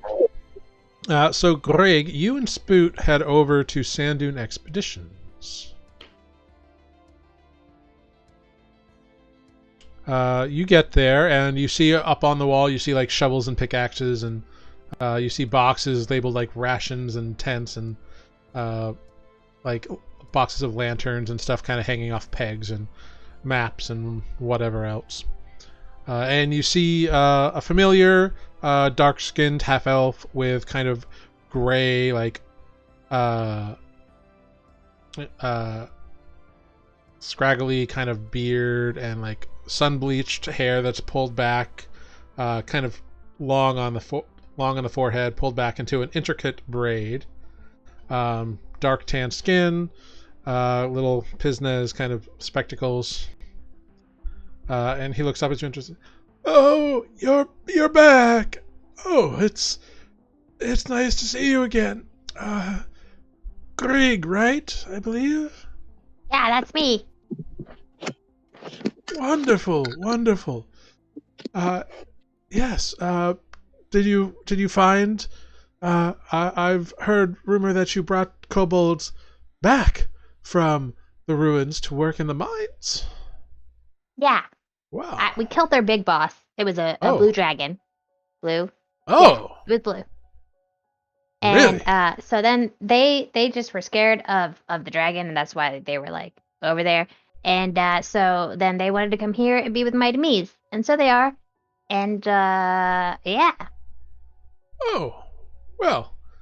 I hope they settle in all right.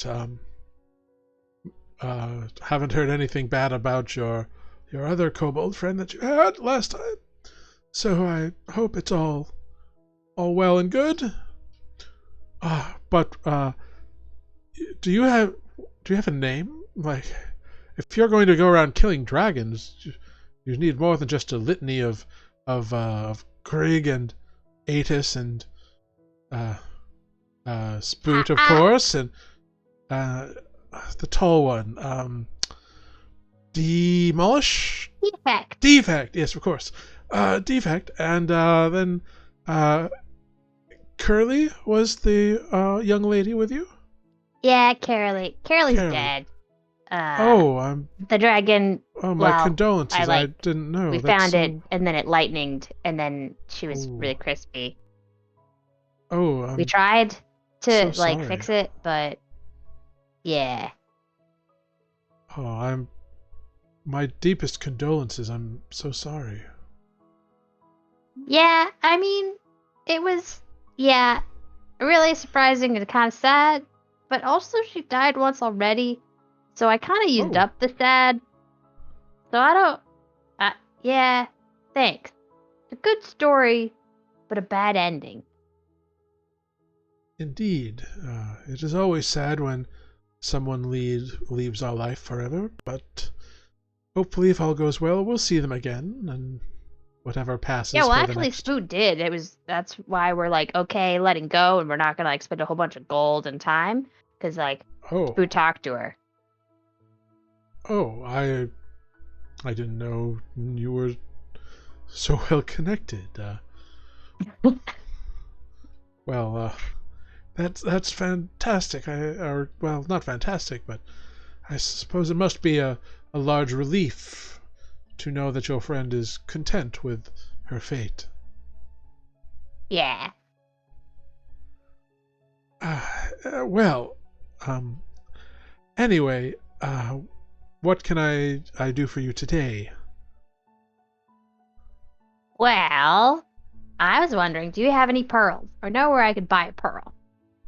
Oh, well, I do not purvey such items, but there is a jeweler.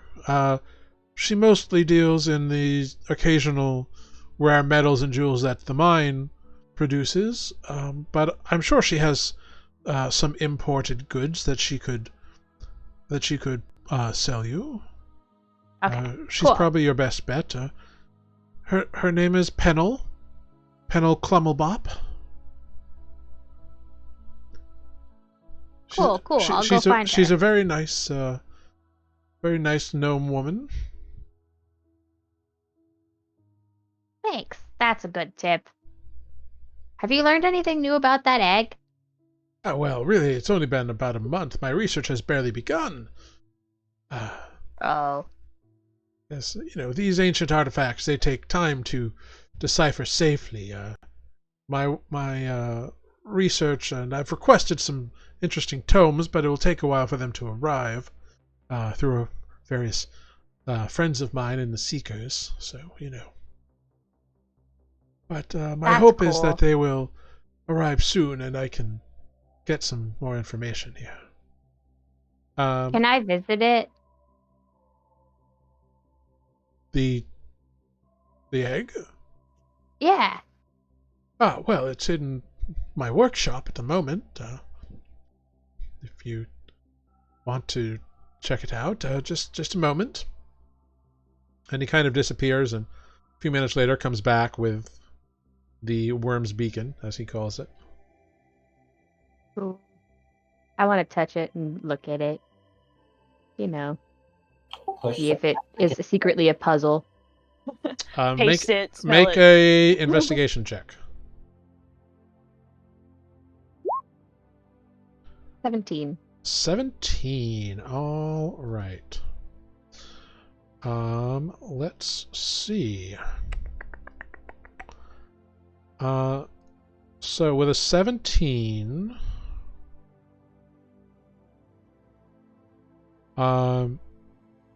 you find that this thing, you've already noticed a few things about it before. You've noticed it has like carvings along the edges of the scales. You've noticed a few things about it.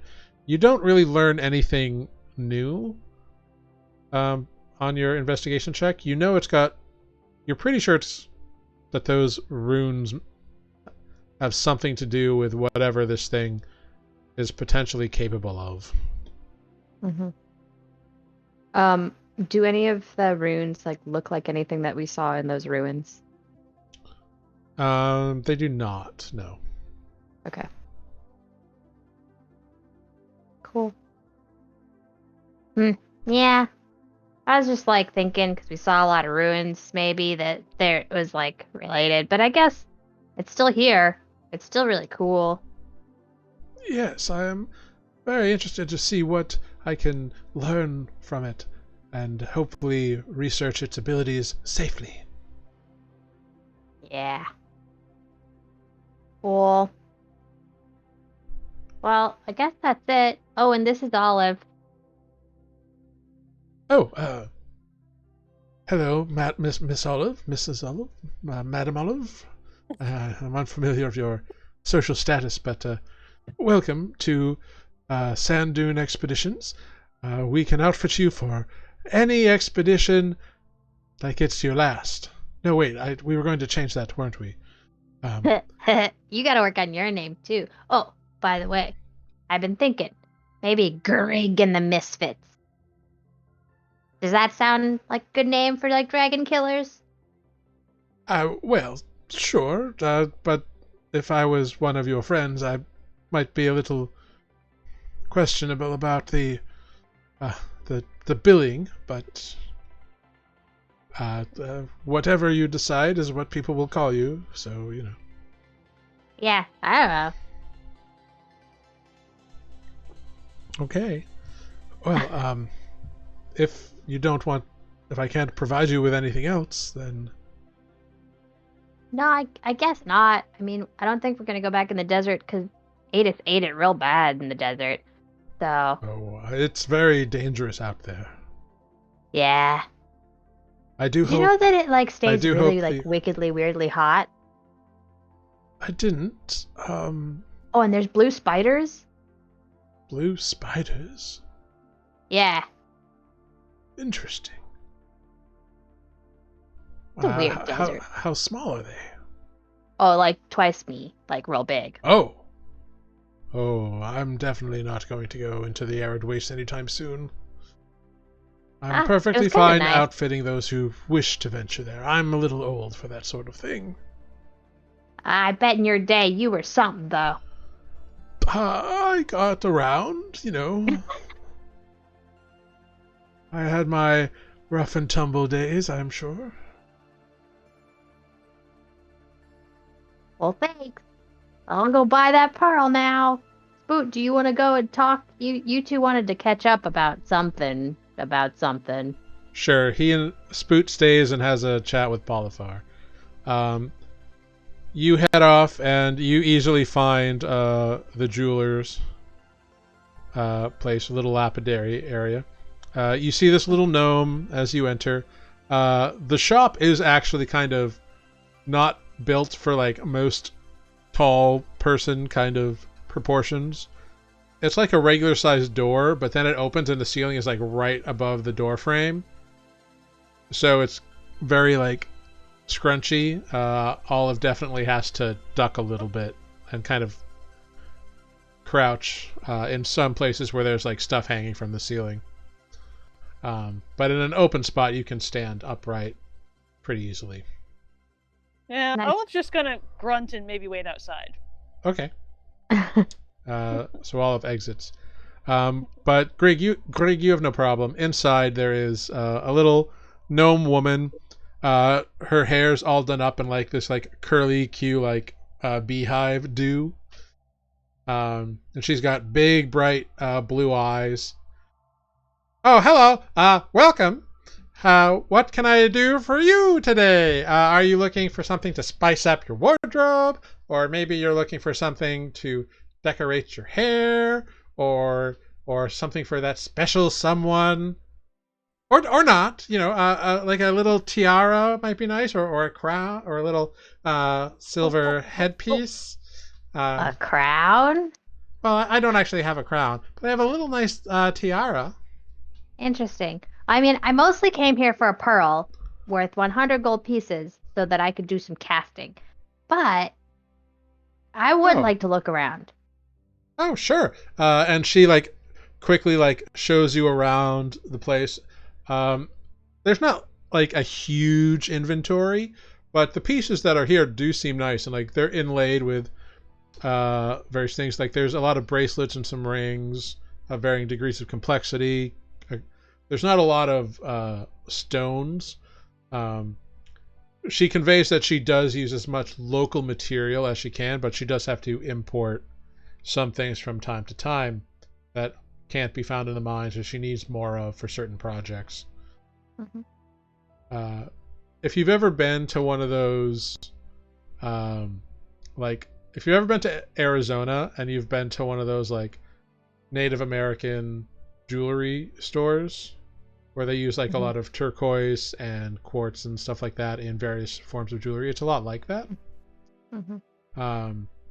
So it's all very artistically made and very representative of the area of Redsand.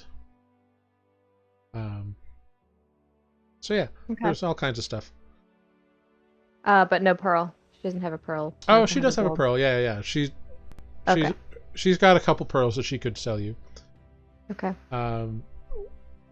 With these are worth 100 gold, but with importing and fees and cost for everything, I could probably sell it to you for 115 gold pieces. All right. Here, I've got this a bag of these. How much are these worth? I pull out one of the bags of semi-precious stones. You listed like agate and quartz and bloodstone. Yeah. Oh well, if you want to trade all of this bag, let me just check something. I have 2 different bags like that. Right. One that you listed specific agates, the bloodstone and quartz, and one was just semi-precious stones. Yeah, they have. Sorry, I'm just looking for that list. Yeah.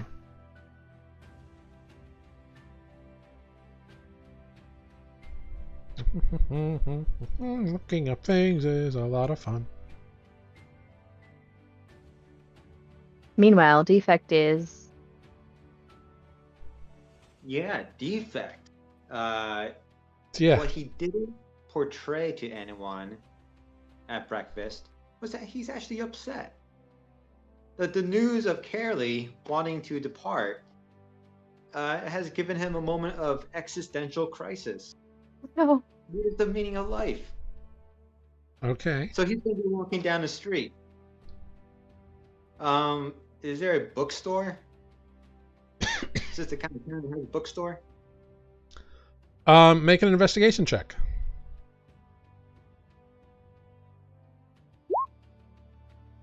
Damn, I really wanted to look for a bookstore. That's a 22 net. Yeah, wow. Yeah. So there's not really a bookstore per se. There is a dry goods store that has some books in it. It's kind of like a general store. Okay. Imagine like an airport bookstore meets like an Old West dry goods store. Like it's kind of like that. So it's got like a little wall with a few books on it. Almanacs. You do find, though, because you rolled a natural 20 on investigation check, you do find one thin little volume in kind of basic leather that is kind of painted with some kind of flaking paint. It's probably pretty old. But it's called Dealing with Your Problems and How to Move Past It in Life. So good. The self-help section. Was that a burn? No, it's what the book is called. Oh, I love it. You're looking for a self-help book. This is what you find. Yeah. Cool. Well, skimming through it, does it intrigue me? Does it speak to what? Yeah. Okay. Yeah, it deals a lot with like how to deal with trauma and move past a traumatic incident. Mm-hmm. Yeah, there's chapters that's like the stages of grief, how to deal, how to process, how to move forward. These kinds of chapters are what's listed there.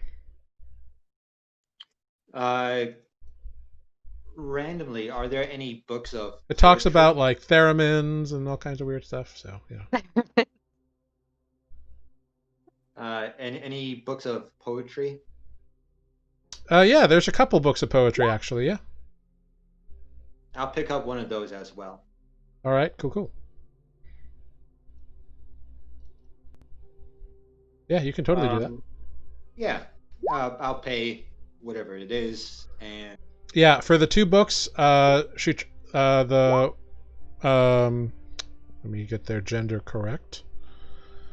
Yeah, he sells you both books for 2 silver each, so it's 4 silver total. Awesome. And then I'll find, I don't know, a nice park or a bench to sit down and start reading. Barbarian in the park. Yeah, you can totally do that. That's totally fine. Reading literature. Yeah. Poetry. Poetry and self-help. I pull my glasses and just like my reading glasses and start reading. This tiny little compartment in your neck opens up and... Yeah. So as Defect's eyes like shift into reading binocular mode, we go back to Grrrig, and Grrrig, Pennell, looks through the bag of gems that you have, or stones that you have put down there. Well, they are all pretty rough cut, but if you want, I could trade you the pearl for, I guess the bag. I have to put work into, refining them and shaping them and cutting them. But I could do a swap for these and for the pearl if that's something you're interested in. Okay, great. That sounds great. Also, I like that bracelet. Is there one that like looks big enough to fit Defect? There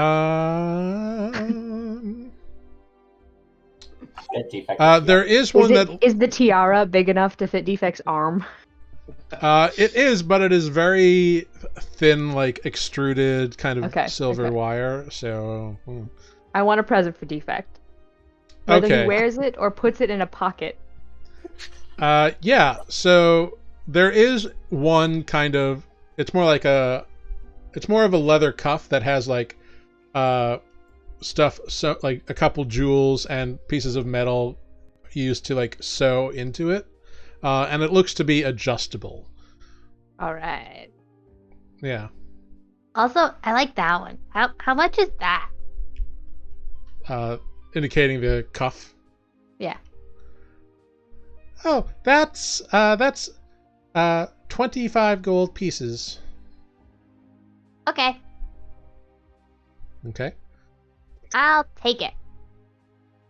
Oh, sure, absolutely, happy to. Thanks. Of course, anytime. Is there anything? Let's think. Is there anything that will go with my beautiful red blanket that I got? got this sanguine red with gold embroidery blanket that I stole from somewhere. Mm-hmm. Oh, that was from the Naga tent or the cave. Yeah. There you go. Yeah. Maybe a brooch so you can wear it as a cloak. She's got a brooch. Yeah. Is there a brooch that will fit on there? Yeah. That goes nice. I mean, it's a red blanket. Yeah, she's got a little gold brooch that has some red carnelian. Oh yeah. In there. Yeah, I want that. Okay, that's another 25 gold for that piece of jewelry. How much is this bag worth? I pull out the other bag of semi-precious stones. Oh, well, again, because I'd have to work out it, I guess I could trade you this for half that bag. Okay. I mean, that sounds like a really good deal to me. Do you just want the whole bag? I don't know what I'm gonna do with them. Oh. And you're kind of nice. Well, sure. I'll take the bag. I feel like I should give you something for it, though. Well, here, you take the cuff and you take the brooch. Perhaps you'd like this? And she holds up a shiny ring that has a green chip in it, set in it. That's pretty. What's that? What's that chip? Oh, it's a little flake of emerald from the mines. This whole ring is made from stuff local here in Redsand. That's cool. I like that. Thanks. Of course, yeah, absolutely. And she gives it to you. Cool. Olive has gotten bored and has wandered off down the street by now. Okay. Anything Love else, Grrrig, or are you happy there? No, I'm happy. I have a pearl. I have a present for Defect. Cool. So you exit and you look around, and Olive is nowhere to be seen. Aetis, we'll cut over to you now. So you have made your way over to Forge Town, and you've been given a few different names. Apparently, there's two people who really deal with armor here. One of them you've met with before, the half-orc woman named Redsand. You've dealt with her before. She was kind of a little more I'm more interested in art, but I can do armor. You've also been told about a human woman named Hella. Oh yeah, I remember Hella. I'll go back to Hella. Okay. Cool. So you head over to Hella, and she looks out at you and she's like, I remember you. Hi. Hello. What are you wearing? She's immediately critical of your armor. That looks like it's gonna fall apart in no time at all. Well, we made it on the road and it just kind of did the job. Well, I admire your fortitude, but surely someone like you wants to upgrade from that. Well, that's what I came here about, and I will just put my pack on the table and pull out the dragon hide, the bones, the teeth, her eyes go wide. Is that what I think it is? Blue dragon hide. Wow. She's honestly speechless for a minute. Wow. This is impressive. I mean, the scales are more like leather than they are hard. This must have been, I mean, a dragon's a dragon, but this mustn't have been very old. It wasn't an adult, I don't think, no. Oh, and it feels like you've got about, how many pounds were you able to get? Was it 10 or 20? 20 pounds. Okay, cool. Wow, this is, yeah. Are you looking to have something made for you out of this, I assume? Either if you can make a full set of armor for me out of this, or we can take the armor I have on and incorporate to reinforce. Oh, let's abandon what you're wearing right now, honey. Let's just get rid of that. But this Honey's outfit right now is just. She's very critical on armor. That's like who she is. Listen, I will take it. That's fine. Yeah. I don't mean to throw down what you obviously did and managed to work for you and serve you well in the field, but when you have the ability to upgrade, or obviously you do, you should. You want something reliable that's not going to fail. It looks like a couple of well-placed hits and that would fall apart. Again, it was made on the road and we have no idea what we're doing. Sure, and it shows. But I'm saying I can improve this for you. So, I think there's enough here for me to make you some nice dragonhide armor. It's going to take time. I've got to tan the hides properly and process them and go through it and get your measurements and a couple of fittings and everything. But I think a few weeks and we can have something really special here. Cool. That could work. Yeah. For this a project like this custom, this rare material, because you're providing the material, it cuts the price significantly, but it's still going to be a large portion of my time for a few weeks. So we're probably looking at 500 gold. Wait, are we splitting up Kaerlie's money too? Is she dead? Oh, because we did save it. We haven't actually had that. Maybe we had that talk at breakfast. I would think so. Okay. Then yes. Which is it? Yes, I have the money. Okay. Yeah. So if it's like, I think just like an extra 100-ish each. Yeah, I think so. And then like, I also would give like, if it takes anything off the price, the like extra horn, the teeth. I don't know if that. Yeah, if you throw that in, like to offer for her, she will reduce the price. Yeah. Like as opposed to incorporating it into your own armor. Yeah, I'll give her the horn and then like, I mean, I want a couple of the talons just for decoration. Sure. Yeah. But, like, how much do you want to give her is my question. So you want to give her the horn. How many talons do you want to give her? I'll give her like 10. I have 15, so I'll give her 10 of them. Okay, cool. Cool. So go ahead, make a persuasion roll with advantage.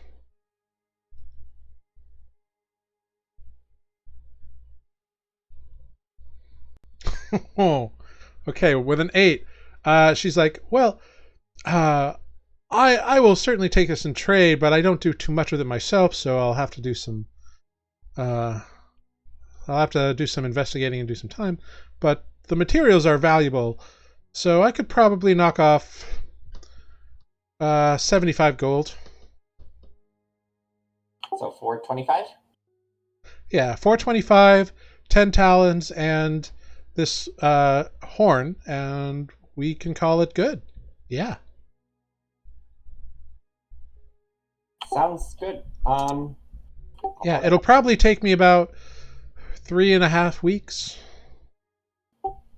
I could just portal back here, then, and I'll just leave my blood somewhere.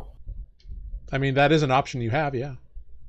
But first, I want to find out where that other portal leads, or the other blood vial, before I shatter it, possibly. Well, here's the thing I will tell you about your sword. You know that you can travel to places that you know where the vial of blood is. You don't know where the other vial of blood is. That's fair. Yeah, that's how the magic works. Right. Okay. Then yeah, so I'll give her the 425. Okay, yeah, she takes the gold, she takes the horn, she takes the 10 talons. She says, "All right, let's get you measured up here." And she kind of brings you into the interior of the shop, gets all of your measurements, has you like put on a few different suits of hide armor. And yeah.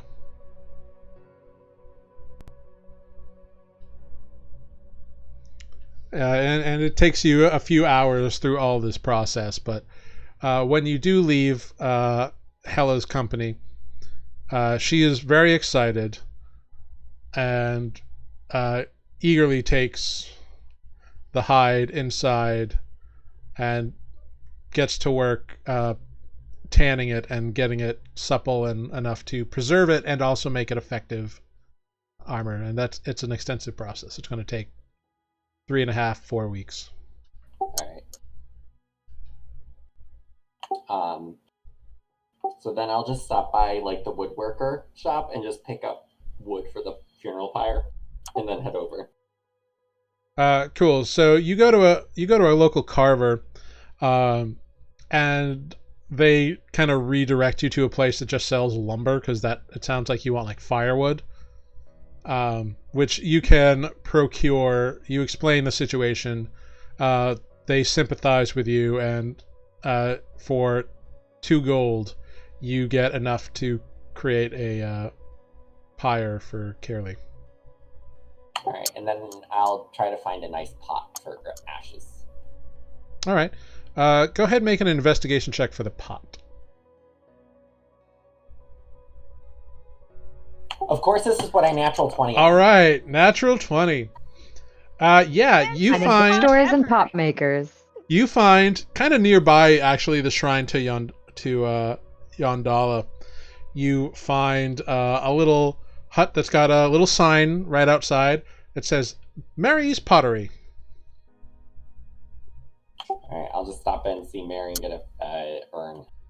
Yeah, this little halfling man, surprisingly thin for a halfling, actually, but very long, kind of delicate fingers that seem well suited to the potter work. He's very happy and very like, oh, hi. What can I get for you? You're looking for an urn. What size urn would you like? Would you like any kind of designs? Here, these are what I have.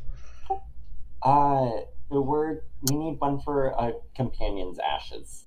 Oh, I see. Very well then. So do you want this as a mantelpiece or something small and portable? Something portable. Of course. Is there a certain motif you would like? So, I don't know what god she worshipped, but something naturey. She was a druid. Naturey. Okay, very well. Yes. And he kind of sketches up a little design, and gives you like a couple of different pots to choose from. It looks like he's got stuff that's already like hard fired. He just needs to like glaze it. So it's just going to be like a couple hours for the glaze to set and whatever. And you can approve a design, and he'll do that on what he shows you kind of one about the size of a baseball, except it's got a bit of a chain and looks like it could hang off like a belt, like a censer. If you've ever been to like a Catholic mass with all the incense in it, it's like one of those things. There's like forest trees. Sorry? Forest tree, like a forest motif. Yeah, he can apply whatever motif you want. He will draw that, but in terms of size and shape of the vessel is what I'm saying. Well, I mean, we have someone with a bag that has no bottom in it. It just kind of disappears into the ether. Oh, okay. Well then, if you don't care about size, I do have these, and it's a much larger sort of thing. That is it does have like trees and a forest kind of motif carved around it, and it's just a matter of glazing it appropriately. That's fine. I'll take that one then.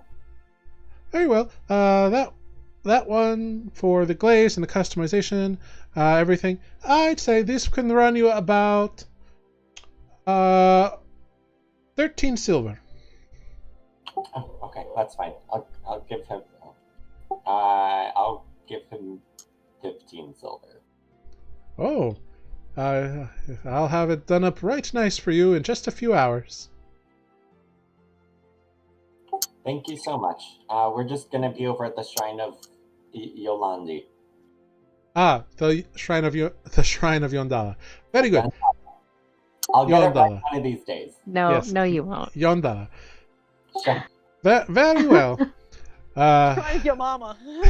That was next. Stop it. I will have it ready for you in a few hours, and I'll bring it right over there. You have a good day now. You too, thank you. Of course. Goodbye. And he immediately goes about like setting up a little workstation and getting to work. Very cool. So we're going to cut over to Olive, who is kind of wandering the streets. What are you hoping to accomplish here, Olive? Wander down toward the park and turn back into a cat and maybe look around.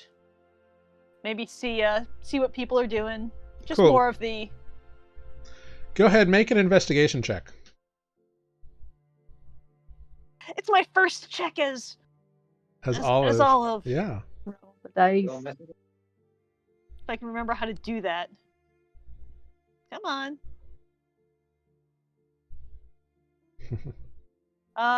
It doesn't want to let me roll.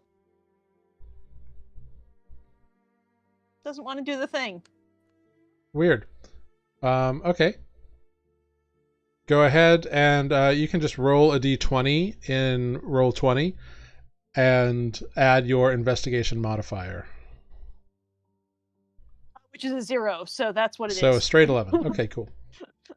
So going around in your cat form, you know, playing through, it's not like a massive park or whatever. It's just kind of like a public square more than anything else. But it's got a couple of trees and some really nice, like, cultivated rocks, for lack of it. Like, you know, in towns put like just like hunks of rock in the middle of the park for like art reasons. There's a couple of those. Yeah, and there's like sunflowers and some flower beds around, which are interesting. After about like an hour, you notice Defect is sitting on a bench, on like a stone bench, kind of just reading a book. You recognize him from this morning as the he's very obvious to pick out. Like, he's the only one you've ever seen. Are the rocks in the sun? Yeah, the rocks are in the sun. So I'm gonna find myself a nice warm rock to settle on and see if I can kind of see what he's reading. Just kind of pure curiosity at this point. Yeah, go ahead, What the heck this humanoid is, and yeah, is he dangerous to me? Go ahead, make a perception check as a cat. Ah, crap! I have the window open. Hang on, working. So as a cat, it is, well, it's just your perception. Oh, is it? Yeah, because it's sight, not smell, you don't have advantage on it, so it's just your perception check. Great. Oh, and bugger, I've gone and...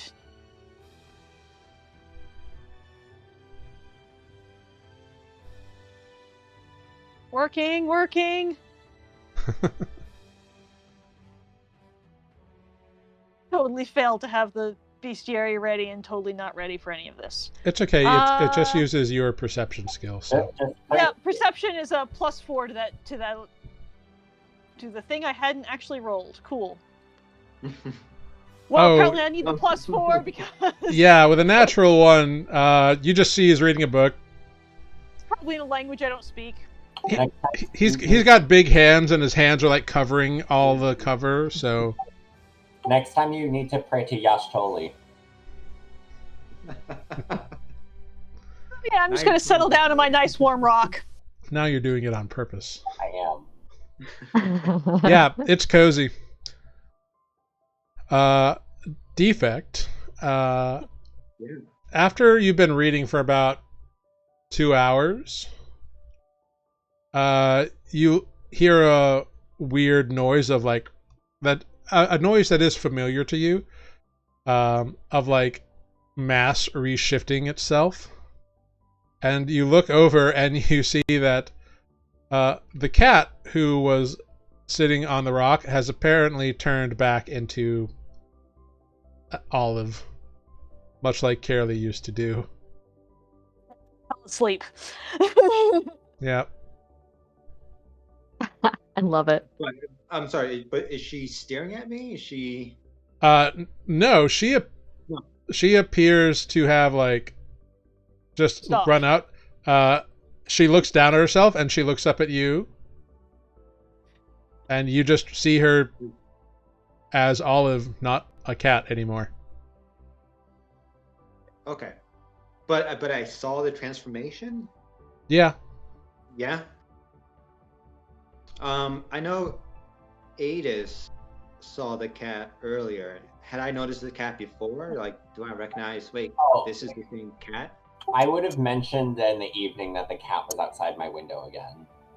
I forgot to say that. Defect, you did not notice the cat the night before, unless Aetis had pointed it out to you. Right. Which he says he at least mentioned it. He mentioned that he saw a cat at the window, and that it looked like one he had seen earlier in the day. Mm-hmm. There's a lot of cats running around a tavern. And I will say, you just kind of casually noticed a cat was there. You didn't pay a lot of attention to it. You were engrossed in reading. Mm-hmm. And then you heard a noise that sounded like a noise Kaerlie used to make when she shapeshifted. Splork. And you looked up and you saw Olive, where you know there was previously a cat. Sitting on a warm rock. You were a cat. True.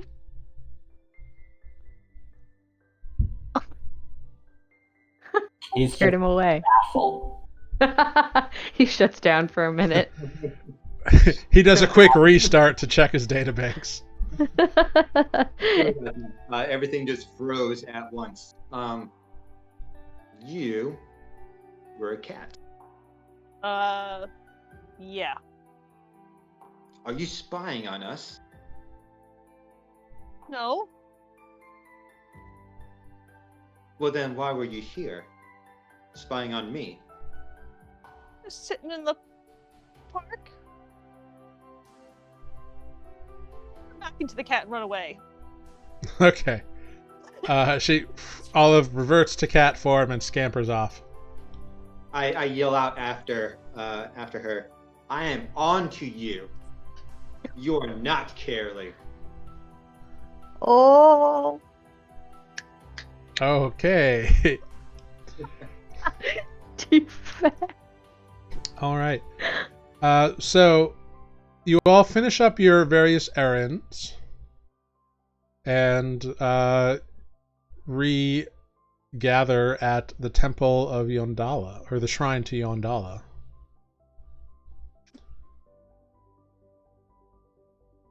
And the Harvest Sisters there say, "Oh, hello. Your friend's body is in perfectly fine shape. I suppose one of you has a bit of a clerical bent to preserve.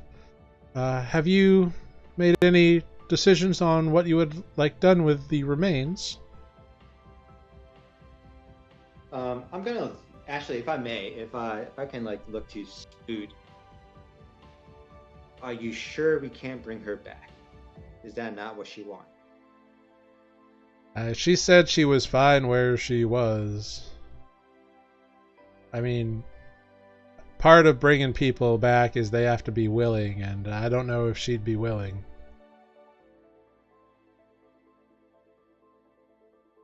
We can try, but it's just, we got to find someone to do it.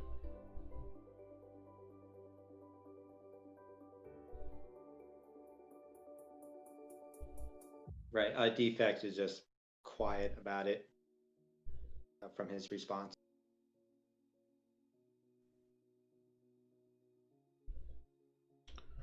Okay. So Spoot will then explain the fact that you want to have a funeral pyre, ashes to nature, if there's a proper place for that. The Harvest Sisters sort you out in a little glen. I say glen like there's a bunch of trees around, but it's not really that tree-y. It's mostly open plains, but they direct you to a place past like a sheep farm that has what you, or has the environment you're looking for. And as evening begins to set in, you have transported Kaerlie's body onto a pyre that you have built and lit. And Kaerlie's body begins to burn away, slowly becoming one with the elements of nature that she so dedicated her life to. I'm gonna play on my flute funeral music. Okay. Aetis pulls out his flute and begins playing a sad, melancholic tune that has a bit of a joyful remembrance in it, even though it is evoking strong feelings in all of you. As you go through your remembrances of Kaerlie, meeting each other, finding Mies, battling Mies, winning his favor, finding your way to Redsand, Kaerlie falling the first time against Knowles, being brought back by the Enclave. All these adventures together, the fires begin to twist and spin and burn away at the pyre itself. And you swear you all see in an instant in the smoke above the fire a smiling face of Kaerlie, just for an instant, as the flames lick up into the night sky. And that's where we're going to end tonight's session. Oh.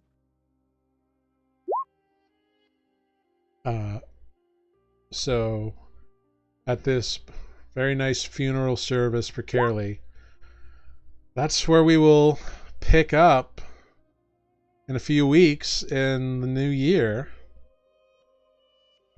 So well done, everyone. You have met an interesting new companion interesting new person who has told you about a threat that she feels very strongly about that no one in town seems particularly interested in.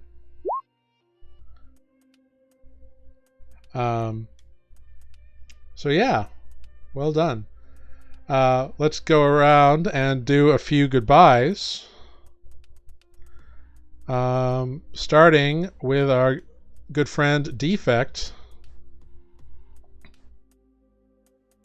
I'm sorry. That was really beautiful, Jared. Oh, thank you. Beautiful words, like poetry. Oh, well, thank you. But yes, everyone, happy holidays, happy New Year's, and see you next year. All right, and Grrrig. Yeah, same greetings to all. Hooray. Good luck with snow. Let's hope we get some more. And for those of you who have been listening to Story Dice Friend Time, I thank you very much. But I sadly must announce that we are no more. Enjoy those episodes. And yeah, see you next time. All right. And Olive. Yeah, thanks for doing a pretty thing for Kaerlie, and happy holidays. See you next year. Wear a mask, stay home, stay safe, all those things. Mm-hmm. And Aetis. Thanks for watching, guys, as always. If you travel for the holidays, I will judge you harshly. But stay safe, and see you next year. And I have been your Dungeon Master. Thank you all for watching. We wish you all a joyous Kwanzaa, blessed Ramadan, happy Hanukkah, Merry Christmas, Happy New Year, Happy Holidays. Wish you nothing but the best. Stay safe out there. Stay healthy. Stay happy. And we will be back in 3 weeks on January 6th in 2021. And as always, feel free to check out Matt and I's podcast of Mid-Level Adventurers. We have one more episode that releases on Monday before we also take a New Year's or a holiday break on that. So thank you all very much, and have a wonderful evening. We're going to raid our friends over at Mercs of Mischief, so stick around and say hi to them. Bye, everyone. Bye.